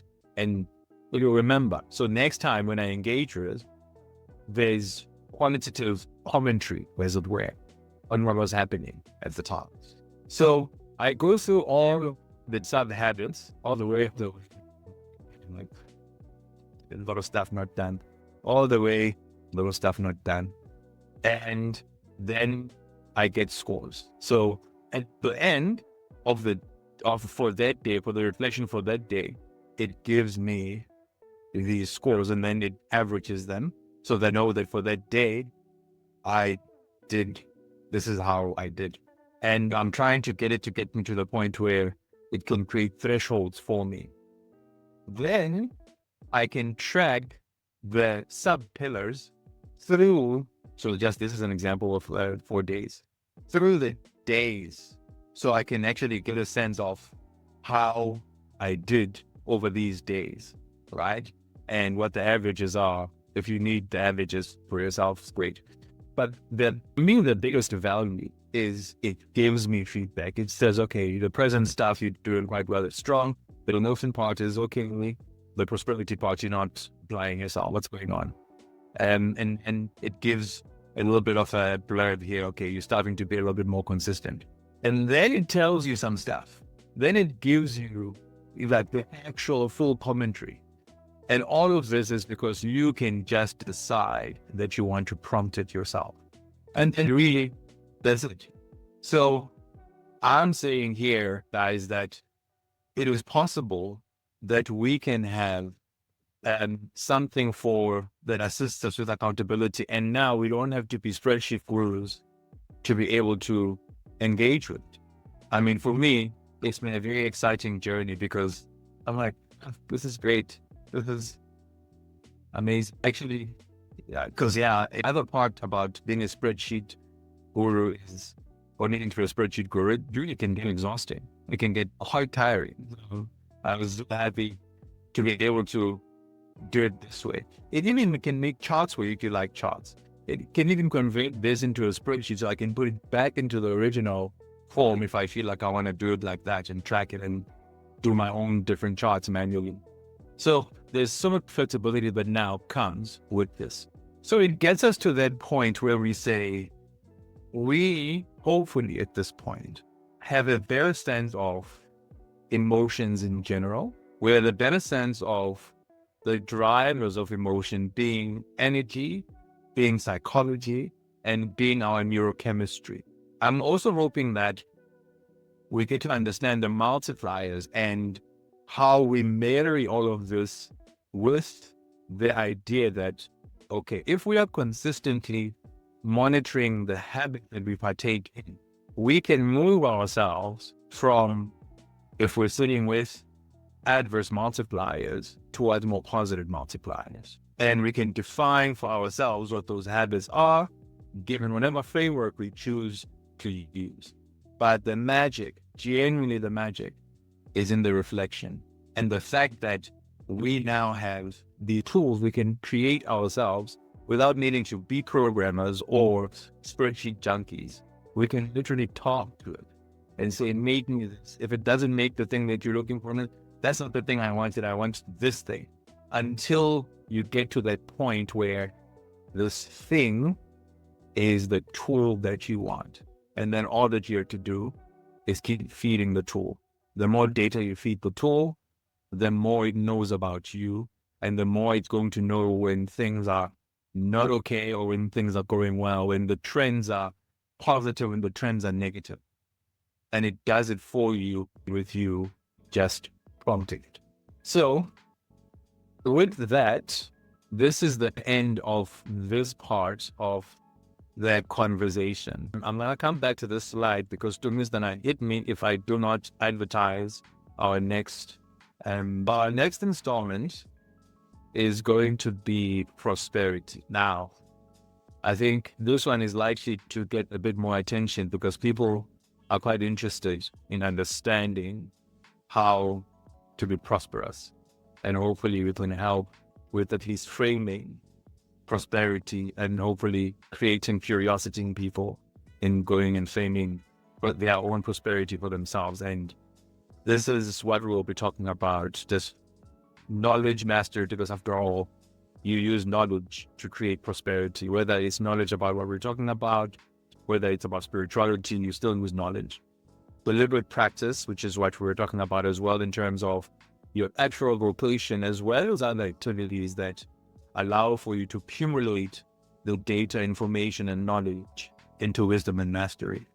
Then the part that I think everybody really wants to understand, how to deal with themselves and how they behave around money so that they can get more of it and keep more of it. And then finally, just about strategic decision making and decision making models in both your vocation and in the management of your monies. All right. So I would like to thank you guys for your presence and open the floor to anything that we want to talk about. If there are questions, please let me know. Domi will share all of the links with you that, and all of the blog posts I just need to share with her as well that support some of this work. And I am now available in here for whatever you guys need. Thank you, Miss Pri. I think she would kill everybody. Everybody's sleeping now. No, we're here. I think from my side, because this is the second installment that we're going through, I must say, I really liked the breakdown of the different types of love that we can get. But I think what was even more insightful was what multipliers look like in those different relationships. I think that was very insightful for me. Great. Thank you, Ms. T. Excellent. Thank you very much, sir. It's my first session, and I didn't know exactly what to expect. I was very curious, more than impressed. I'll definitely be. Don't worry. I'll be connecting next time. No problem. Thanks very much. It's been most meaningful. Thank you. It's a great pleasure. Hi, it's also my first time. Same likewise, didn't know what to expect, but wow, lots to reflect on, lots to think about. And one of my best Saturday mornings, what's the word? To be in a space with like-minded people makes such a difference. People that want to impact themselves, but also impact others, because I'm going back to the inside out and from the outside in. Impact from the inside out is showing, being in a room with people showing up on a Saturday morning. So thank you. And thank you to me. Thank you to you both. Absolutely. Thank you. And thank you for the mentoring and coaching work that you do, by the way, Ms. Pri, with the youth and your support of the homeless. It really it's invaluable. Goes a long way. Thank you. Appreciate it. Well, just from my side quickly also, being a person who's done the first session as well as the second one, this is honestly like, you don't get these things lying around anyway. It's really invaluable. It is so amazing to see how you can literally datarize this whole PEP experience, presence, emotion, and prosperity.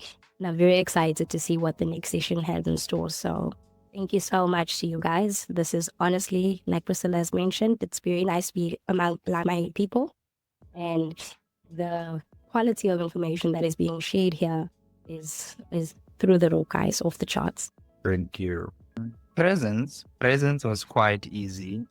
I'm sure prosperity will be the best also.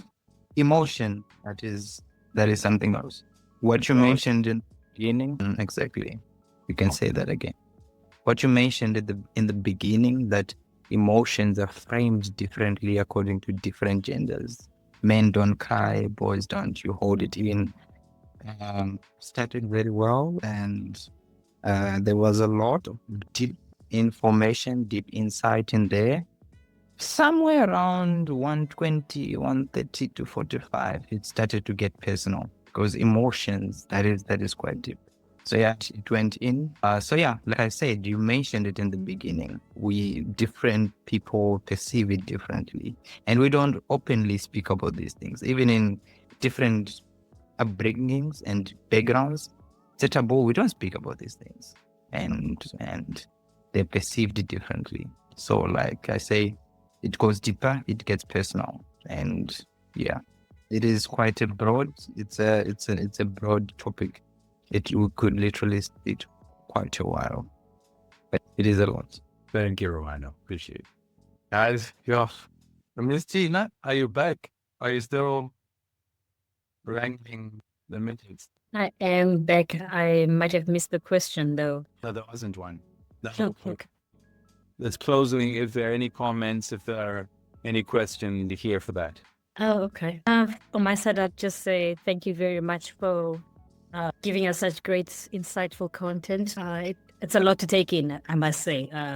It leaves you questioning a lot of what you think you knew, or the way you're processing emotions, like what we're covering. So yes, it was a great way to spend my Saturday, and you left us with a lot to take into our daily lives, and I appreciate it. Thank you. An absolute pleasure. Am I missing anyone? Oh, I don't think so. Guys, I also appreciate you taking your time. And some of you in the room do know me personally, and I'm capable of a lot, but not a lot has captured me as much as this. This is my thing, if I can call it that.